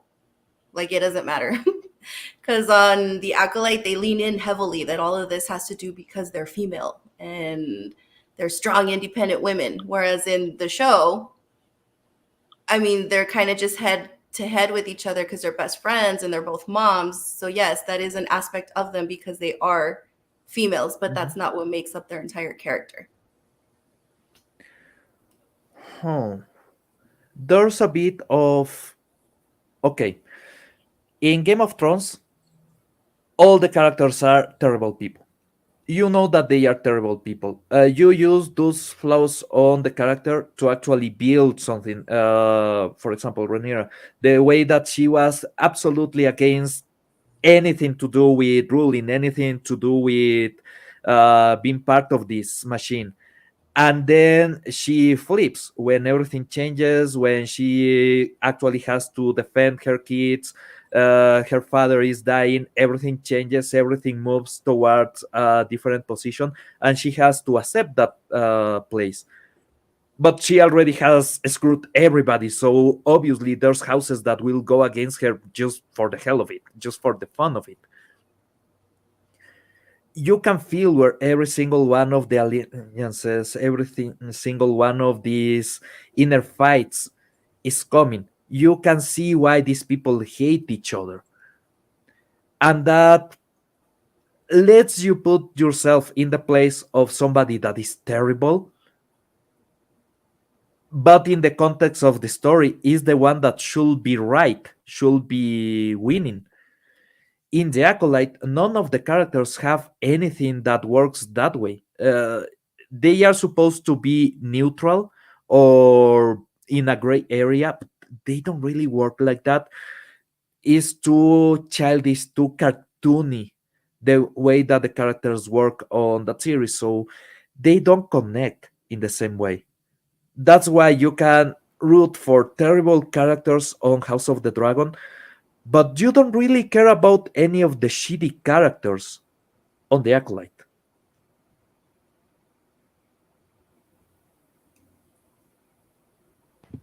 I mean, with I'm kind of gonna echo off of what you're saying because, like, in my opinion, House of the Dragon is actually closer in quality to Game of Thrones. It gives the impression of certain cinematic, like, dramatic aspects to it that focuses more on the storytelling versus of like, hey, I'm foreshadowing this or anything. So that's what I like about it, where, House of Dragon focus more on the storytelling versus of where Star Wars is completely going wrong. And then what you said earlier about the characters is like, it's the characters that they made where it's, intriguing when you want to know more about it. And now you're invested in them. Yes. Mm-hmm. That's why I liked House of the Dragon. It's basically quality. That's all. Yeah. And then, so like the cinematic aspect of it, like film picture-wise quality, it's great. It's good. I like it. Yeah. Against that digital grain that they added on the Acolyte that looks horrible. The 4K versions look worse than anything 1080p from any other production, any other series. I downloaded the Fallout series episodes on 1080 just to compare. The quality of the 1080 Fallout episodes are better than the quality of the 4K episodes for the Acolyte. That tells you everything you need to know about how much effort they have done on this series, and is absolutely nothing. And the digital grain is just to hide that, is to hide the artifacting that the digital effects generate when they are not done properly. Meanwhile, look at this. There's almost no grain. Most of any particle that you see is out of the lighting, and obviously the smoke from the different fire sources that you haven't seen. But there's nothing that actually muddies the picture. It looks clean. It looks It's crisp. That's what it is. Exactly. Yeah. You don't get that on anything in Star Wars. They are trying to hide the poor quality by basically smearing Vaseline on top, and it doesn't work. No, it doesn't work. And then also within this as well, like the costumes and the hair, like the whole setup, it's realistic. Oh yeah. Like there is definitely quality that went into it. Definitely great craftsmanship, and that's what I like about it too, is that they cared about not only just the quality of the story, but the quality of like the materials that are going to be in this show, versus screen printing what Ring of Power and Disney's doing over there at Star Wars. The prop setup is great. I can bet you can sit on any of those chairs comfortably. Everything looks lived in. That's what it is. Is that a lot of it has life. You know that these characters have actually been wearing these clothes for a long time. You know that all of these things have been there for many, many years, and they have wear on them. Like Star Wars always looks too clean. Even when they're on planets where there's dirt and mud and everything everywhere, everyone is just really weirdly clean, and it takes you out of it. I mean, that attention to detail is important. I noticed that kind of stuff. It bugged me with the Book of Boba Fett, that they're on this planet with sand everywhere and no one is covered in sand. Yeah, if you remember the original, not even the original trilogy, let's go to this the prequel trilogy. On the prequel trilogy, if you see Shmi has some dirt on some places and is different all the time because she's obviously working. She's a slave. So you can see different places where her neck maybe is sweaty, or she has some mud on the cheek or in the lower part of between her jawbone and her neck. That gives you the sensation that she's doing something, that she's working. If you see on the Acolyte, their faces are clean. Their racks are dirty, but it's not the same. It's not. You don't feel like they have been using those clothes. It's just they put those clothes for a second. It's quality is something that should be paramount, and they are not even trying.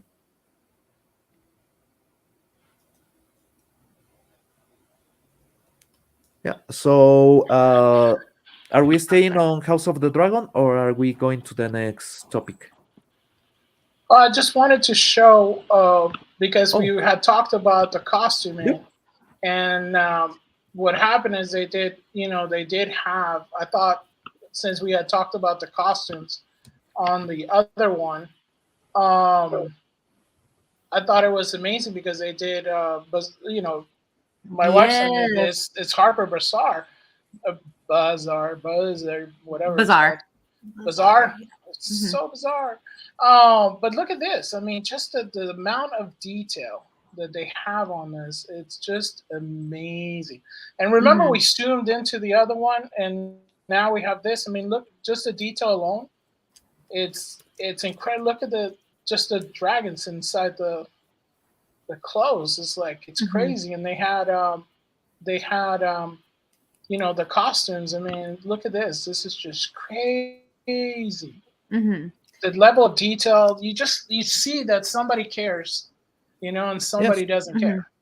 And that I think is the saddest part, because Disney, has good fans, and they would support anything that they do, anything. And it's like House of the Dragon fans are eating good, Hmm. well, except because Winds of Winter hasn't been published, but Do we that's know beside. what company is making the armors for this show? Because this is quality, but this looks like. Do you remember the company that did Man at Arms? It was a YouTube show where they will actually forge swords from different productions. Well, it was a company on, I think, California, that was doing Hmm, actual proper weapons. And this this looks looks like it. exactly the same level of qualities, things that you can actually use, things Hmm. that you can go to war with. It's just for a TV production. Hmm. It is. It's so much different. What do you guys think, Lily, Nomi, about the differences in obviously in the care of the production? Okay, me. It's the little accent details of this where you see like the buttons, like the little clips on their shirts, and it's the dragons. It's those little fine details like that get me. I like texture. I'm a texture person. I like different patterns and matching one thing to another where you didn't think it would combine it, and this actually brings it really well with that belt where there's like what little gems on it that matches with the inside lining of the cloak. Mhm. Why does it need to be like they and now I'm like talking different things, but this put into details of like actual fashion versus of like let's just make it all one base solid color and make it look good. This is giving the definition of like, hey, this is who Prince or Queen Winera is. Let's describe her outfit the way how she is, and then also with Matt Smith's armory right here, you can see the details of the dragon engraved into his breastplate. Yes. Yes, so it's quality like that gets me excited. Like, okay, there's people who actually care. They have a craft that wants to show off, and then I'm going to give praise where praise is due on this. That's why I said this before, like the quality of it, not only just cinematic purposes of picture wise, but armory and outfits. Mhm. I will. This is just by looking at it. I don't really know all the small details because I cannot see all the joints and everything.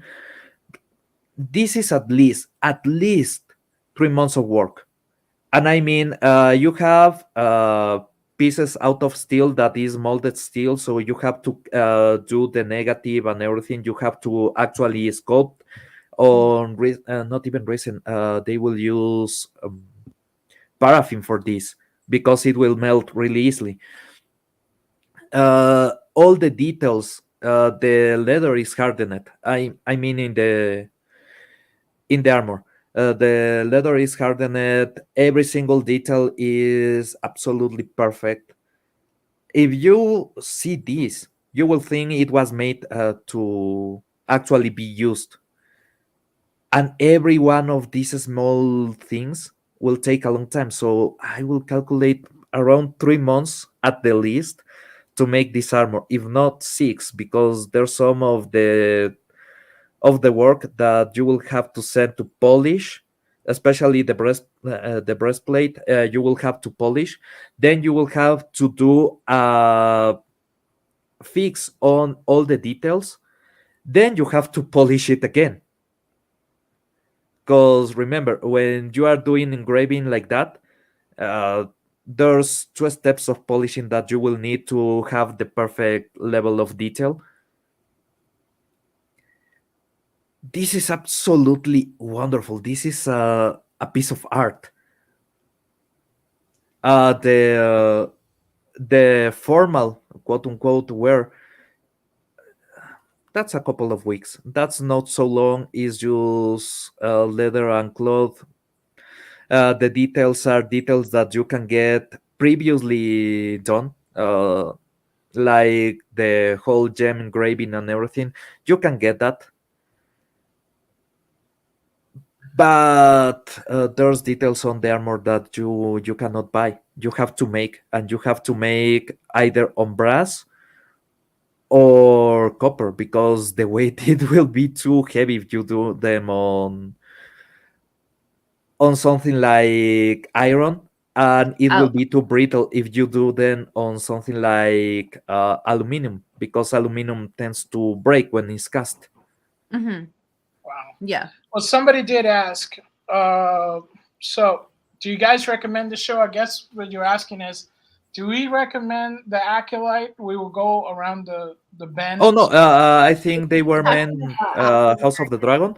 Right. So I guess we would, between the two, if you can give your recommendations for one and maybe not recommendation for the others, but what do you guys think if for the two shows? What would be your recommendation for people if nobody has watched neither show? So I highly recommend House of the Dragon because the first season, I mean, there's only one season until the next one comes out. It's easy to follow. You don't have to even know anything of the Game of Thrones, in my opinion. Maybe it's good to have that knowledge, but it's easy to follow within the House of the Dragon for you to understand it. You don't need to watch Game of Thrones to like really understand it, because I believe but House of the Dragon is before Game of Thrones really takes force of like years past in House of the Dragon until we get, Ned Stark, Jon Snow. So yeah, I highly recommend it. As Star Wars,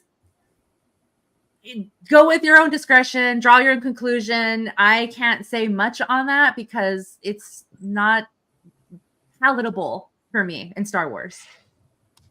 It's just white noise for me, just to have in the background while I'm washing dishes. Lily?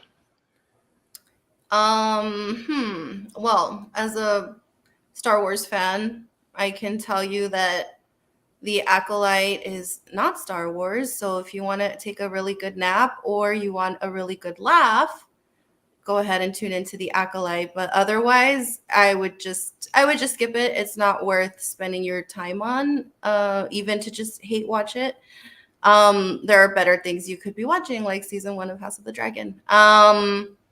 You do need to have a base level of understanding of what's going on with these characters, because obviously the houses do come into play. The Targaryens, the Starks, Lannisters. So if you saw Game of Thrones, or you have seen the memes, or you know a little bit about it, you'll be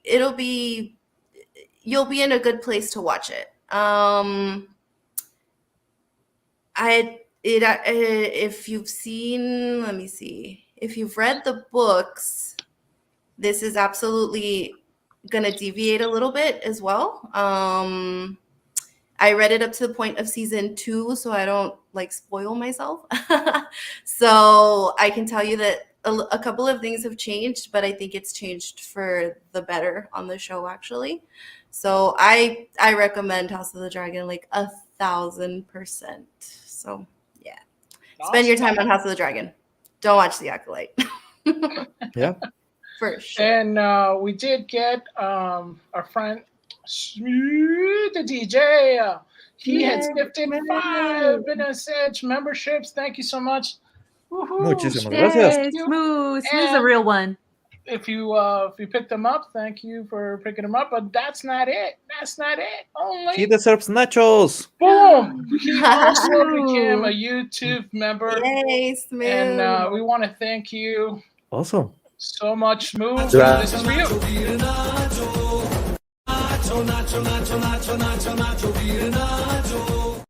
Viva el Nacho. Viva Nacho. I think we need some new videos. some new Yeah, thank you videos. I have something for the ending of the show. Instead Okay. of Palace in the Rain, because artificial intelligence is just wonderful. Nice. Gracias, Simu. Simu? Smooth. Smooth. Smooth. Smooth the DJ. Right on. We love that. Gracias. At least it's not smooth you. Right. Yeah. No. But now Oh. we're on to something fun, and it's something that I saw you share in Lily, and I also know that a lot of people were wanting to check this out. It's Oh, Jesus. I will get the fun Chavo. game. Maybe we will get banged by the Chespirito. yes! Oh yeah. Ooh. Oh my gosh, yes! All right, so this is a new game that's coming out. If you guys don't know, want to check it out. Let's see. Our bustling neighborhoods, a small but remarkable creature thrives. The Wait, common do you want me to share it with with its better agile frame rate? movements and inquisitive nature. What? This Do you want me to ubiquitous share it with better frame Yeah, rate? let's take it off. Yeah. Because Send me the link and I will share it with better frame rate. that'd be great. Gracias. Guys, I have never in my life wanted to be a squirrel so bad. Because this game looks so fun. Mm-hmm. Have you ever seen there's an episode of Rick and Morty where Morty yeah. learns to hear squirrels? Yeah, he got like some sort of device and he can understand squirrels, and the squirrels are part of the CIA. And then they're Yes. like, he's listening to our conversation. And like, little boy, come here. We got candy for you. And they're trying to like take him out. I want a game like that where Okay. you are actually an operative, a CIA operative, but you are I a sent it to squirrel. you, Pablo, if you have it. Yeah, I'm opening it. Dude, there's so many games that you could do with a squirrel that will be bangers. But I played Magic the Gathering. There's a deck that generates infinite squirrels. Oh, okay. So people win by throwing squirrels to your face. It works. It's an actual competitive deck. In the heart of our bustling neighborhoods, a small but remarkable creature thrives. The common squirrel. With its agile movements and inquisitive nature, this ubiquitous rodent has made its home in the urban jungle.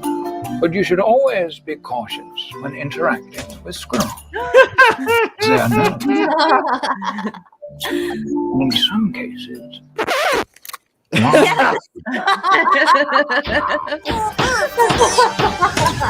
the squirrel is known for its deadly aim and non-compliance with basic gun Rocket safety launcher. regulations. So it is advised to steer clear of an area with any reports of a squirrel with a gun. Selecting its weapons carefully, the squirrel adapts its strategy to the ever-changing environment.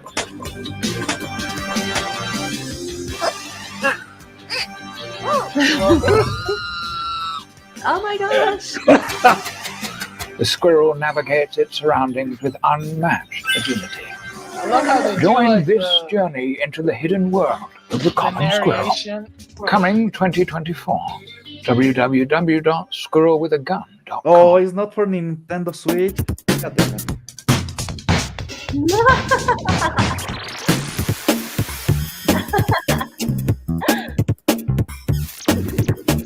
It has that same quirky vibe as Tony Hawk's Pro Skater had on the olden days. Yeah. It comes out on August 29th, and it's already in my wish list on Steam. I think everybody's gonna be playing this.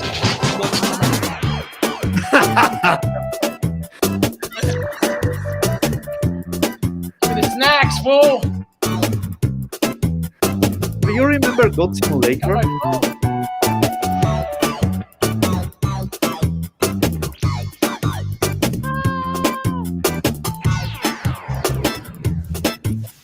Come on, Roast Squirrel.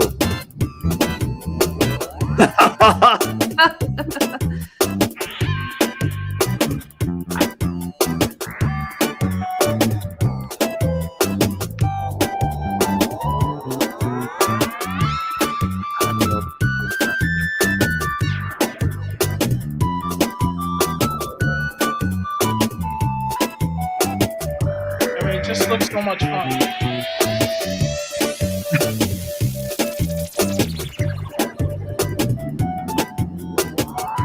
Remember when games were fun?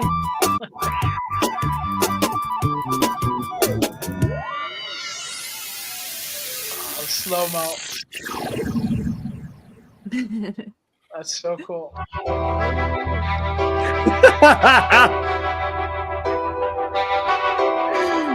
He gave you the rocket launcher. It's like a little. This is pure joy, man. Crazy. Oh my gosh.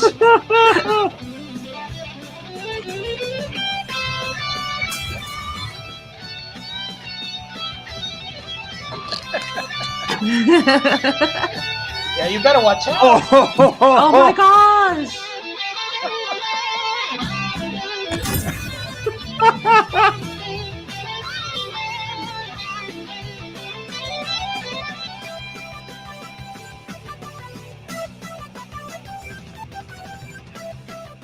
That's cool. Man, this is wonderful. Yep, like I said, it's already in my wish list on Steam. August 29th can't come soon enough. Yeah, that looks like it's a completely fun game. I think these are the kind of games that people want to buy and want to enjoy, and not so much of the craziness that goes behind the game. That looks like it's going to be a lot of fun. But I don't know if you guys have you guys seen. I sent you a link, Pablo. Have you guys are into Peacemaker at all? Did you guys watch the show? I saw season 1. I actually enjoyed it. I know a lot of people complained about it and they had their little nitpicks about it, but I actually liked it. I know it had some weird little issues and stuff, but I liked it, and I loved Eagle-Lee. He's hilarious and he's so cute. So whenever season 2 comes out, I think I'm actually gonna watch it too. So, are you Nomi? I watched a couple of episodes, but I didn't really get into it. I need to invest in it, but yeah. But I did see the trailer for the Japanese one. It looked actually good. Yeah, I kind of want to see that more than that's what we're shown, because we thought it was interesting because it's a great combination. Yes. And me and Pablo were really into anime, and yeah, I want to check this out with you guys. See what you guys think. 日本語だけですけど、まあ見てみましょう。無能な味方は死んだ方がいい。使命の邪魔だ。平和のために課せられた任務とあらばこなすまで。顔が割れると任務に支障が出るからな。お前たちに恐怖や痛みに屈しない正義があるか？お前のような奴がいるから平和が訪れないのだ。平和を乱すのは誰だ？The only thing that I dislike is that Harley Quinn. Wait, say that again? That Harley Quinn? Yeah. Yeah. Is from the animation version, and I am over Harley Quinn at this point. They have screwed so much on the comics and in the TV series that I don't care anymore. Where, her character just got overused and it was everywhere, and now it's just there's nothing special about Harley Quinn anymore. But what I am excited, we can continue talking about the anime version, but I'm really looking forward to the second Joker, as Lady Gaga plays Harley Quinn in the second Joker. Yeah, that one looks interesting. Yeah. It's one of the things that people were really against at the beginning, and I was the only one saying, it will be fun because it will be on their mind and it will be hallucinations, kind of like the romance on the first Joker, and it's going that route, and it's actually really interesting, especially because of that part of just being on their heads. So I want to see if they can sip a bit of reality, like there's that commercial for Team Fortress 2 when they are Mhm. talking on how they are afraid of one of the characters, and they show the character and he's imagining everything with flowers and with happy music, and you Mhm. see the reality and everything is burning and people dying. It's basically what I want to see on the screen. And yeah, if they do that and it's a musical, it will be hell fun. Mhm. Yeah. Yeah, I'm looking forward to it because when they first announced it that it was going to be a musical, I was skeptical, but I was kind of expecting like show tunes kind of musical. But when I saw that little trailer, it's like, okay, there's actually potential that I might be really into this musical, weird Yeah. Joker verse musical thing happening. Yeah. Freddy, solamente para responder una cosa, sí, de hecho hablo japonés, estudié japonés durante varios años. Puedo conversar en japonés y puedo insultar a la gente en japonés. Y eso es lo bueno. Well, one thing I think we kept everybody in a sense. So we do have one last story I wanted to go by you guys if you got time. Is that the Boys season 4? Supposedly they're going to stop with 5, but people are saying that is it's going to be the darkest season yet. Are you guys up for the darkest season yet, or are you already, past with the Boys?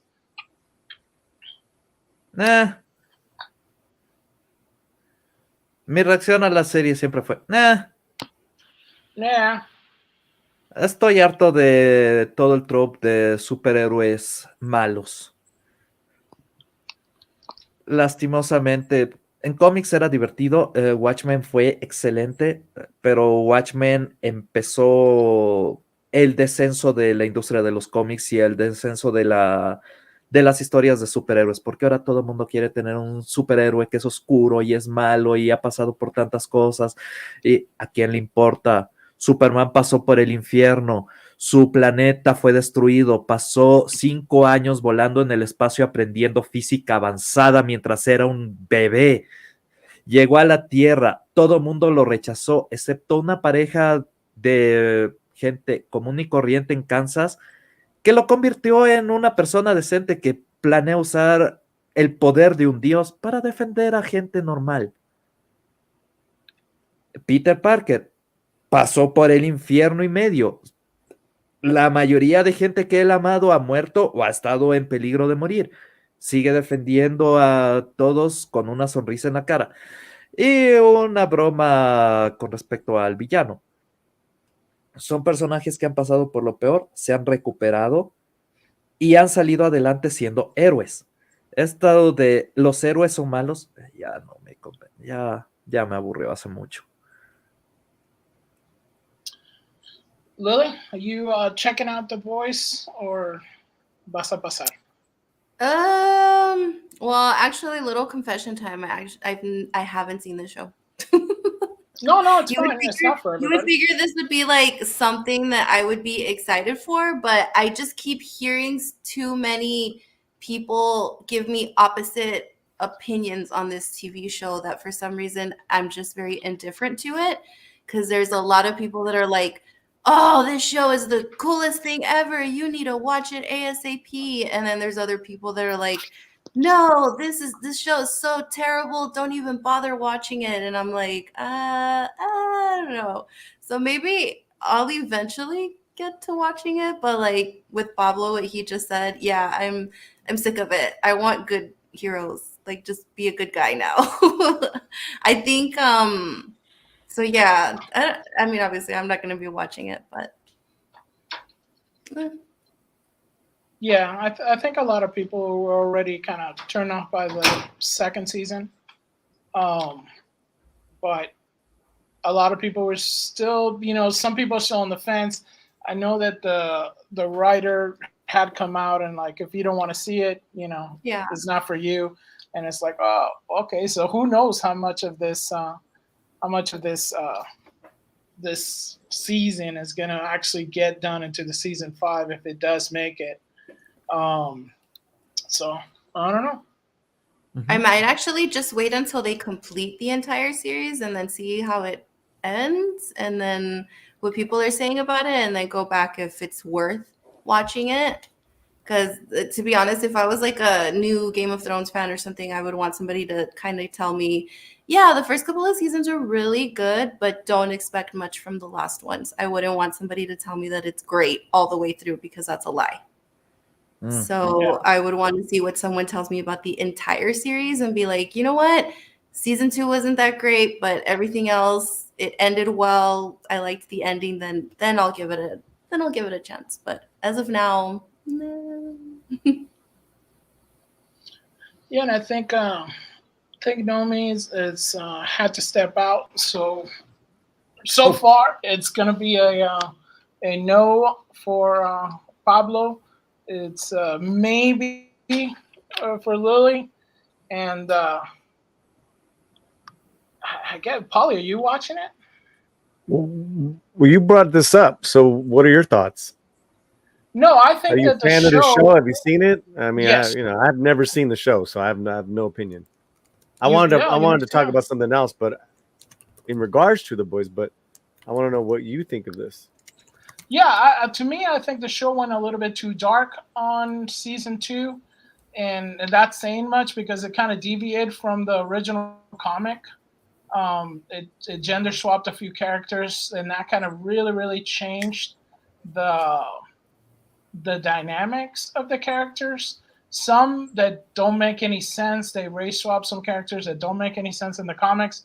So I was a little bit disappointed. It's already dark and depraved, but they kind of went extra, which is fine for what it is. There is the one thing that I was kind of interested about, because there's a Boys Mexico that they were trying to put together, and I was kind of interested in seeing how would they do the world, through a Mexican lens. Evil El Santo. Yeah. So it'd be kind of cool if they would use kind of like our tropes. Are they gonna have a Calimán style? Are they gonna have Santo style heroes? I was like, now this would get me interested. But then I'm kind of bummed that people are not speaking well of the boys this season, and now they're saying, well, the guy's already saying that season 5 is not going to happen, or like season 5 is going to be the end. So I don't know if they're going to do kind of like a rush through or something of season 5 just to kind of put an end to it. But the thing that I'm sad about is that I think that Boys Mexico is the one that's going to suffer, and that's the one that I thought was really going to be it. I thought that was going to be, oh man, this is really going to be fun. This is where they can do some crazy things, and oh man, that's the part. I do feel that they kind of went a little bit too crazy on a certain political issues. So no, that's my take on that. Anybody Nomi, else? back with us? You got an opinion? Oh, we're talking about the boys? Yeah. Yes. Um. I could go if you just get there. Yeah, no, go ahead, because I don't know what topic we're talking about besides it being the darkest season. Is that what this new season is going to be? It's going to be pretty heavy in the darkness. I guess so. My question to you guys, because I'm not. I think I saw an episode a couple of years back. This wasn't into it. Wasn't this were they just in the news like a few weeks ago, Fletcher, that homeboy, the creator or whoever he is, like, these are my politics. Yeah. And yeah, because he changed a few things around. Wait, the guy that is making this show is into BLM? Oh, he's into everything that's Also, he's considered into bacon, lettuce, and mustard. That sounds nice. Liberty all the beers. condiments. Yeah. But what was the controversy over his statements, like saying like later to the conservative fans of this show, we don't want you type of thing? Yes. Yeah, basically he said if you don't like it, then don't watch the show.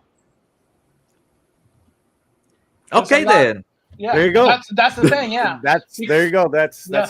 that's how There I you feel. go. Yeah, There you go. but I think Lily wanted to cover this one a lot more. Than we still have some time, so let's touch on this one that I know you were very upset about this one, Lily, because everybody was excited for this, but then everybody found out what see, Pablo's already groaning. Yeah. When they find out exactly what it was about. And it's funny because I was as soon as I see it, I saw both Lily's reaction and Pablo's reaction in my mind at the same time. God damn it. Yeah. Yes. Yeah. They had one chance.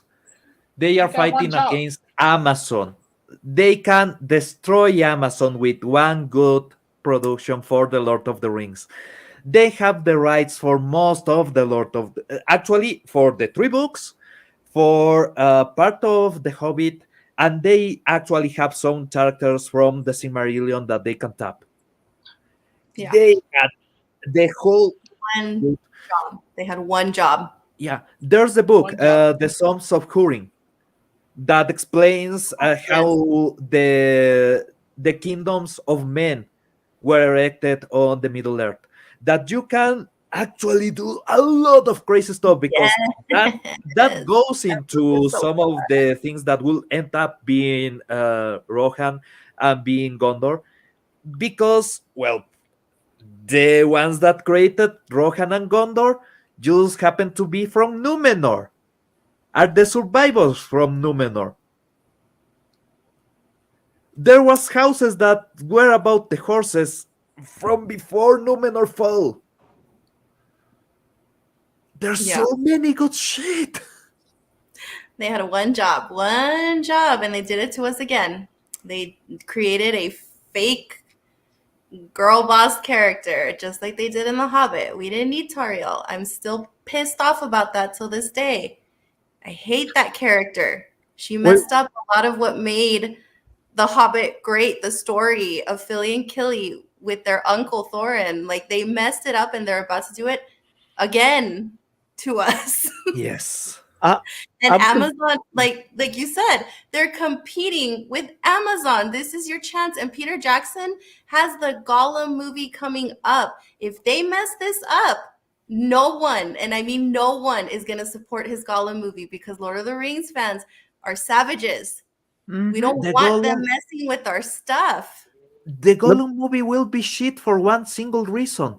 The chase for Gollum is boring as fuck. They just stay in swamps and in the middle of nowhere between God damn it, is Gandalf and Trancos. Strider, on English is a Strider.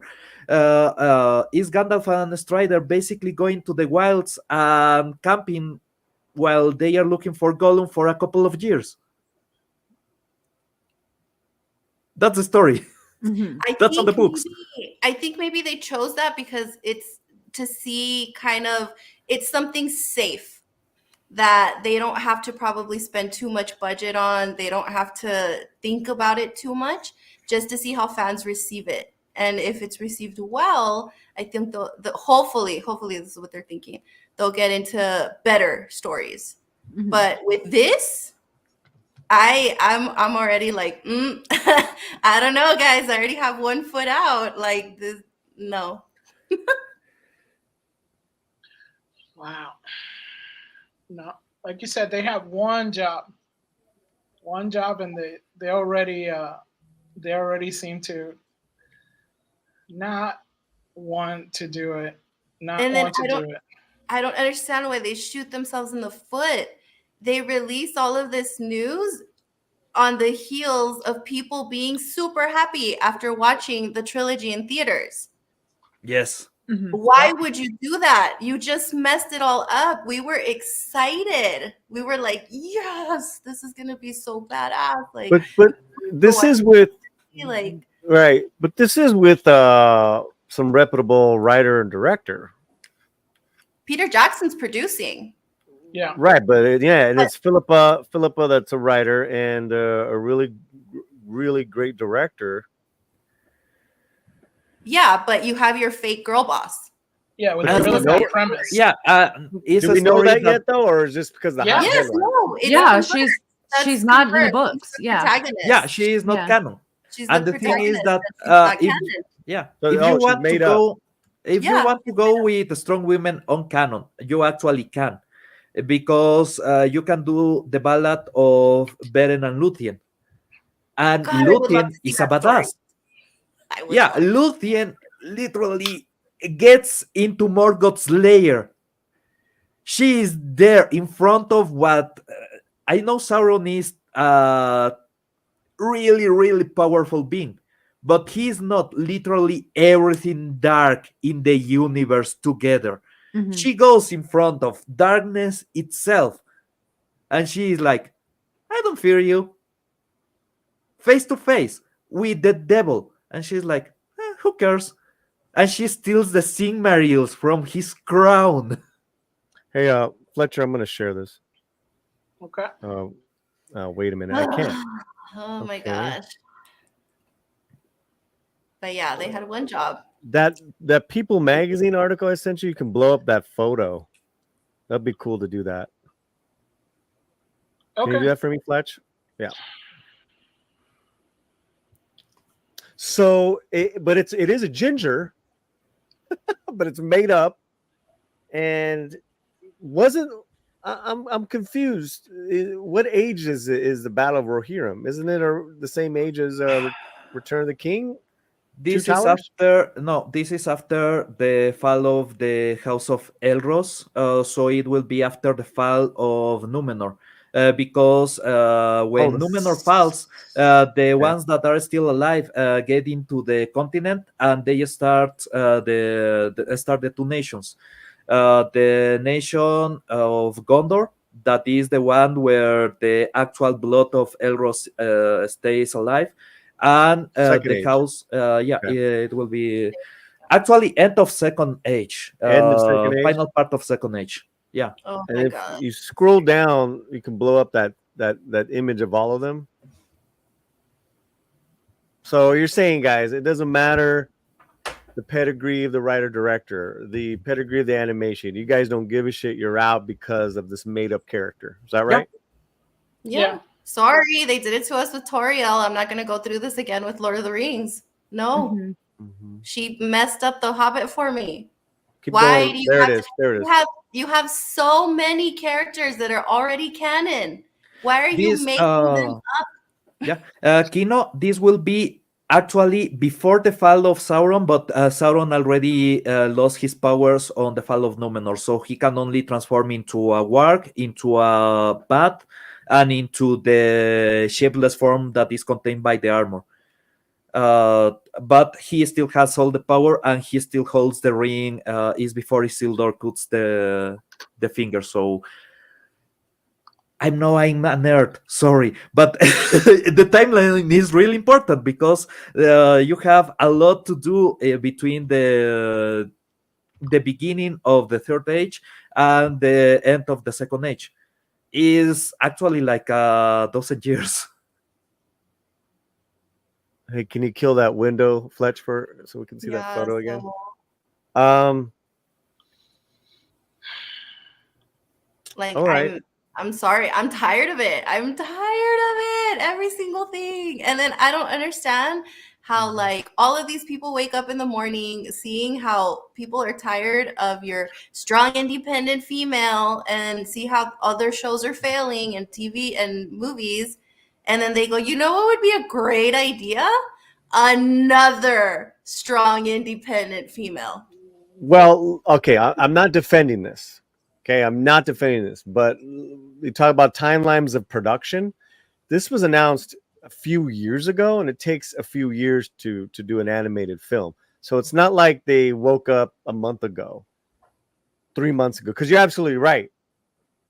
This has to get out no matter what. This has to be released because it's part of their contract. It's just I got a feeling we're getting all this crap out because this is the last of of an era that is producing it, like 21, 22 announcements, the height of of Wokosos and just doing all this garbage. Same thing too with what's this? The Acolyte. This thing that was announced and announced years ago, filmed a couple of years ago, and now they're getting massive backlash. I mean the backlash with the Acolyte is massive, and the same thing what you guys are doing now, what you guys are saying, they're gonna get the same massive backlash from Tolkien fans. This is the only reason why I disagree with you. I have seen what BlackRock is sending to companies out of this year, actually, where they have the framework for the new push for DEI. And if companies like Warner follow this, I can guarantee you we haven't seen wokeness at that level. We haven't seen anything on the level of woke of that is about to come. Because the next 3 years, if they do everything as BlackRock is saying, basically you cannot have a main character that is straight or white or a man. So black lesbian girl boss is staying. But we didn't ask for it too. Yeah. No, that's BlackRock. They don't care what you ask. They Yeah. care about the program. That's all. Mm-hmm. Yeah. They just want to insert everything into it. And I guess the biggest fear is, is she going to be wearing armor? Is she going to lead the battle? That's nowhere near in any of the fandom and the lore. So that's the huge one. And everybody thinks that that's what's going to happen. So has anyone seen the 20 minutes? Did they release? You said they released 20 minutes? Not yet. I didn't Not know yet. about that. Didn't even know that existed. Yeah. That's amazing, man. That's such a disappointment. Yeah. Kangarooster is saying on the chat, I asked for it. Saying, what's the worst that his they fault. can do? Oh, Yeah. Saying, what's the worst they can do is not asking for it. I know it's a troll, but what's the worst that can happen is not asking for this. Apparently, according to the article, it said that the 20 minutes that they showed to the audience, they erupted in so much applause that it was. Where at? Yeah. Where was this at? What article was it? No, like where was it screened at? Oh, 20 minutes. The 20 minutes. I don't remember. Let me see if I can find I'll it. look it up too, but She depending said on that where Warner they. Brothers. Yeah, that's what I thought, because I was like, yeah, I doubt they screened it to like. So it was in the Annecy Animation Festival. Oh, okay. And they basically, that's where they showcase the 20 minutes preview. But it's amazing. So, but just remember, because didn't they do this with what show was it? I'm trying to remember, because they could just be. Let me look something up super quick. Didn't they do that with the He-Man show on Netflix? That it started off like really good and then it just kind of spiraled. Yeah. Oh no, They- that kinda started like like the- shit. Yeah. He-Man the- dies Because on- like they could be showing 20 minutes that are like really good, Popped up. Yeah. but then what about the rest of it? It could Oh no, be He-Man dies in the first 20 minutes. Masters of the Universe Revelations, they screw the canon, and then second season they tried to bring back the canon, making Keldor the uncle for Prince Adam, and they tried to set up everything with Hordak. But the thing is that they missed everything that was supposed to happen with Hordak, basically kidnapping one of the twins and creating She-Ra, because they don't really have the rights for She-Ra, so they cannot do Princess of Power. and they avoided the whole arc of Hordak invading Eternia and get. There's a lot that they skipped. Sorry, I got it.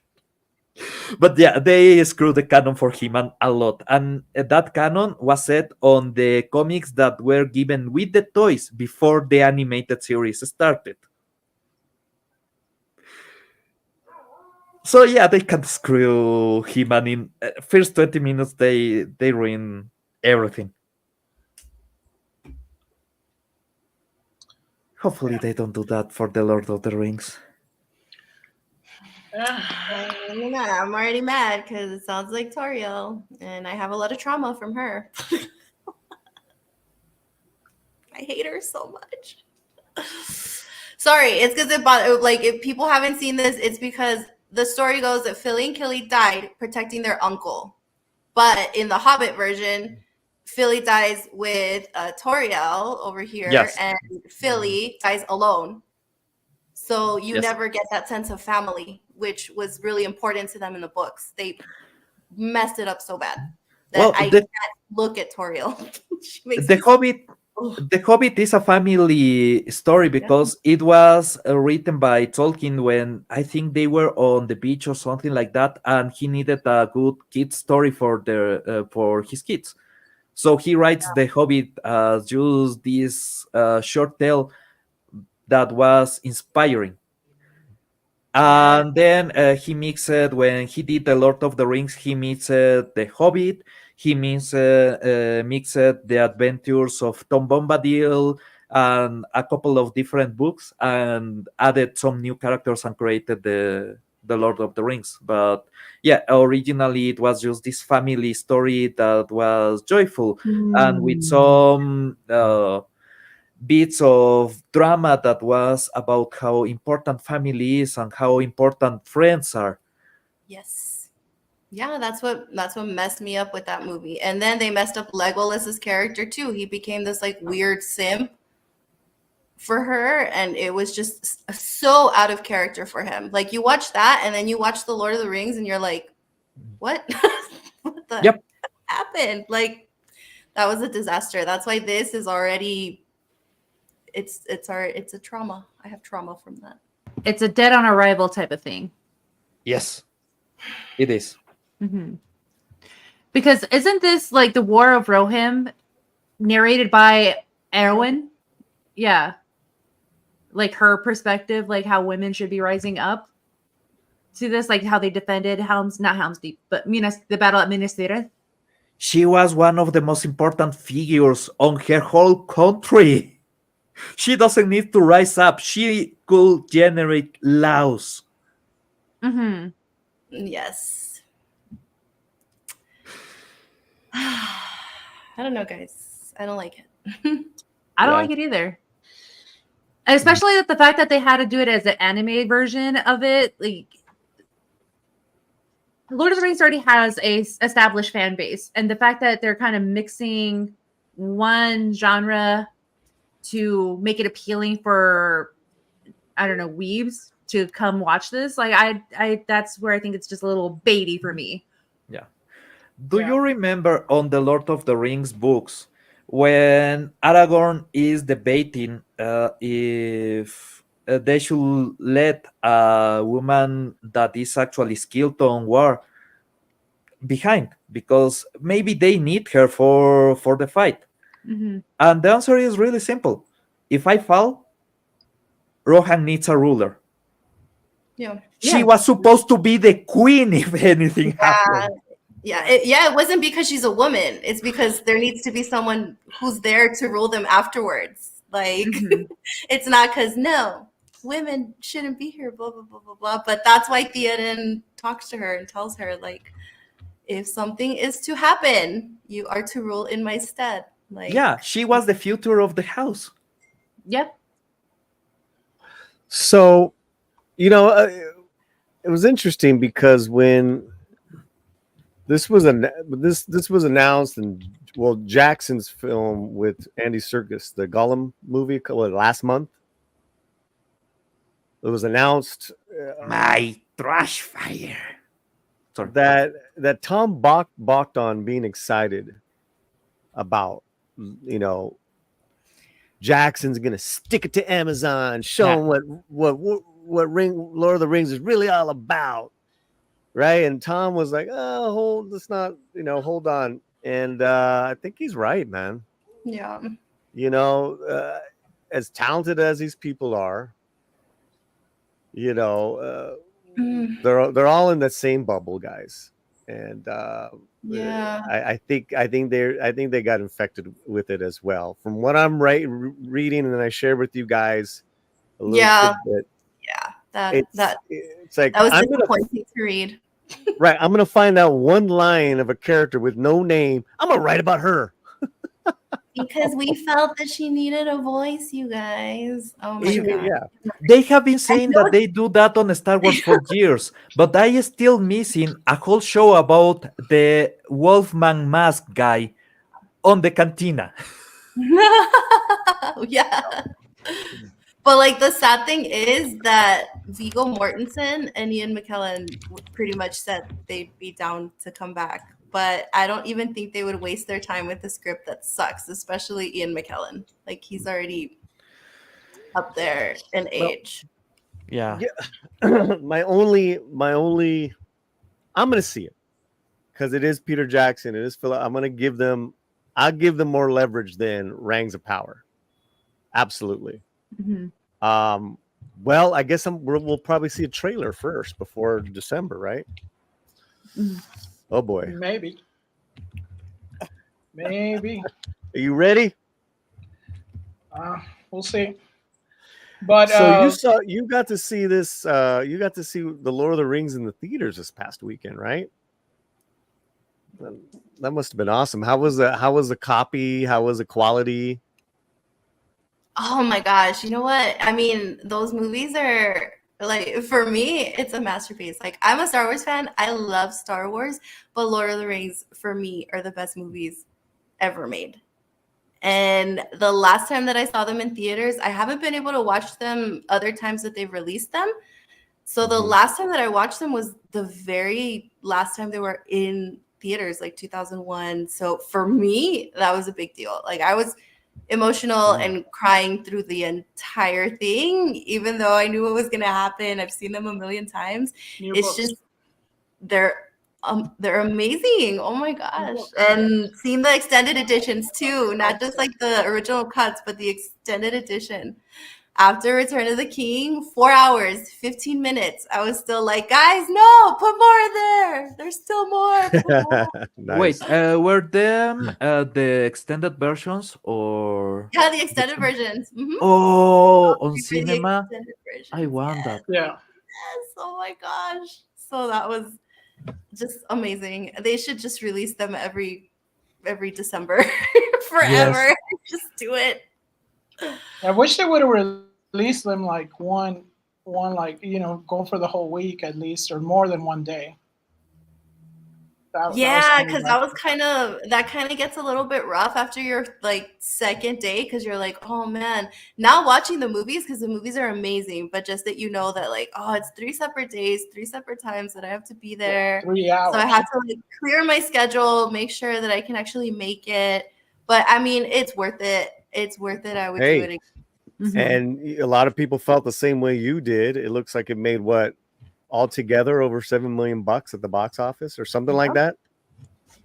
Yeah, it did really, really well. Wait. I think Fellowship made like 2.2, something like that, like by itself. By itself, right? Yeah. Wait, what the actual fuckity fuck? I'm on my cinema's webpage, and I just noticed that there's a movie called Hachiko 2.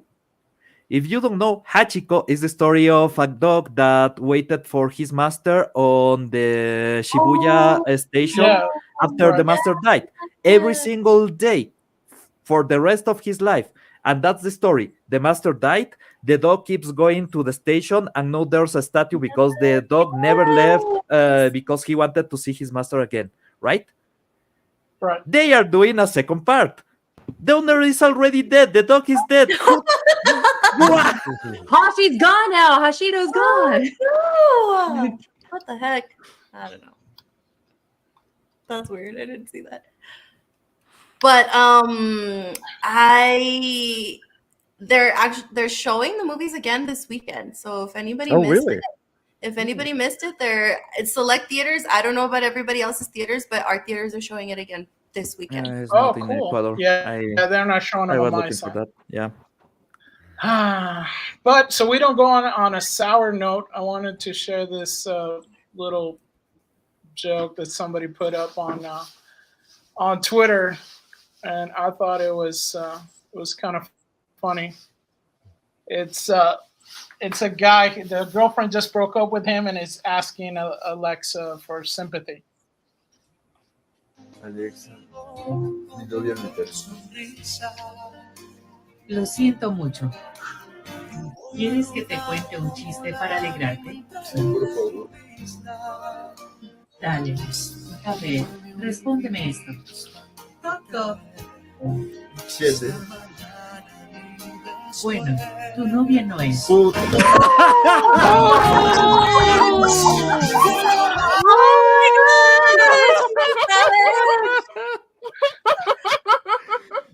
Okay, so for our English speaking or non-Spanish folk here, Alexa said a joke to homeboy here, and he's like, "Tell me a joke," and she's like, "Yeah, okay." Knock knock. He's like, "Who's there?" "Not your girlfriend."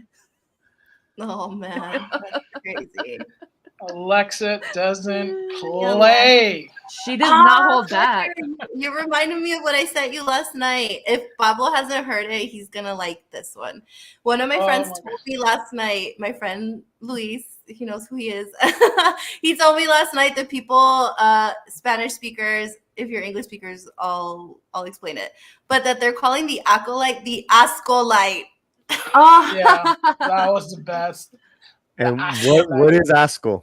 Asco basically is like disgust. It's disgusting. So they're basically saying it's for every single one of the videos that I edit, I use a code name just to be sure which one I'm doing.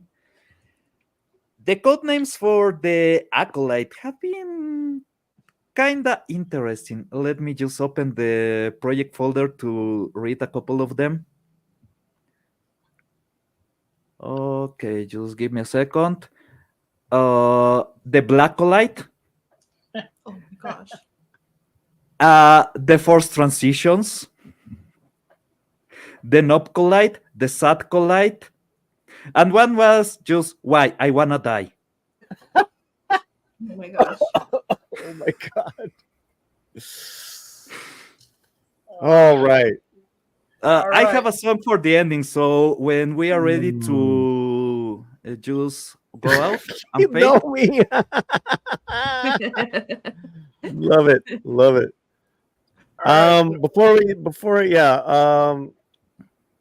Go ahead. Fletcher, let's get some of our guests to announce where they're at, what's going on.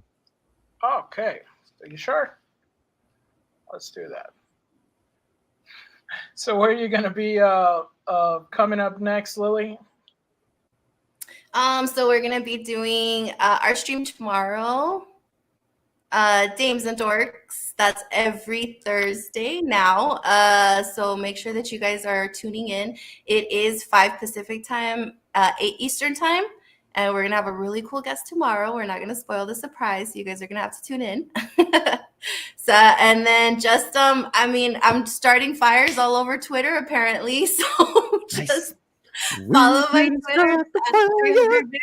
Yeah, everybody's angry in the replies. But you know what?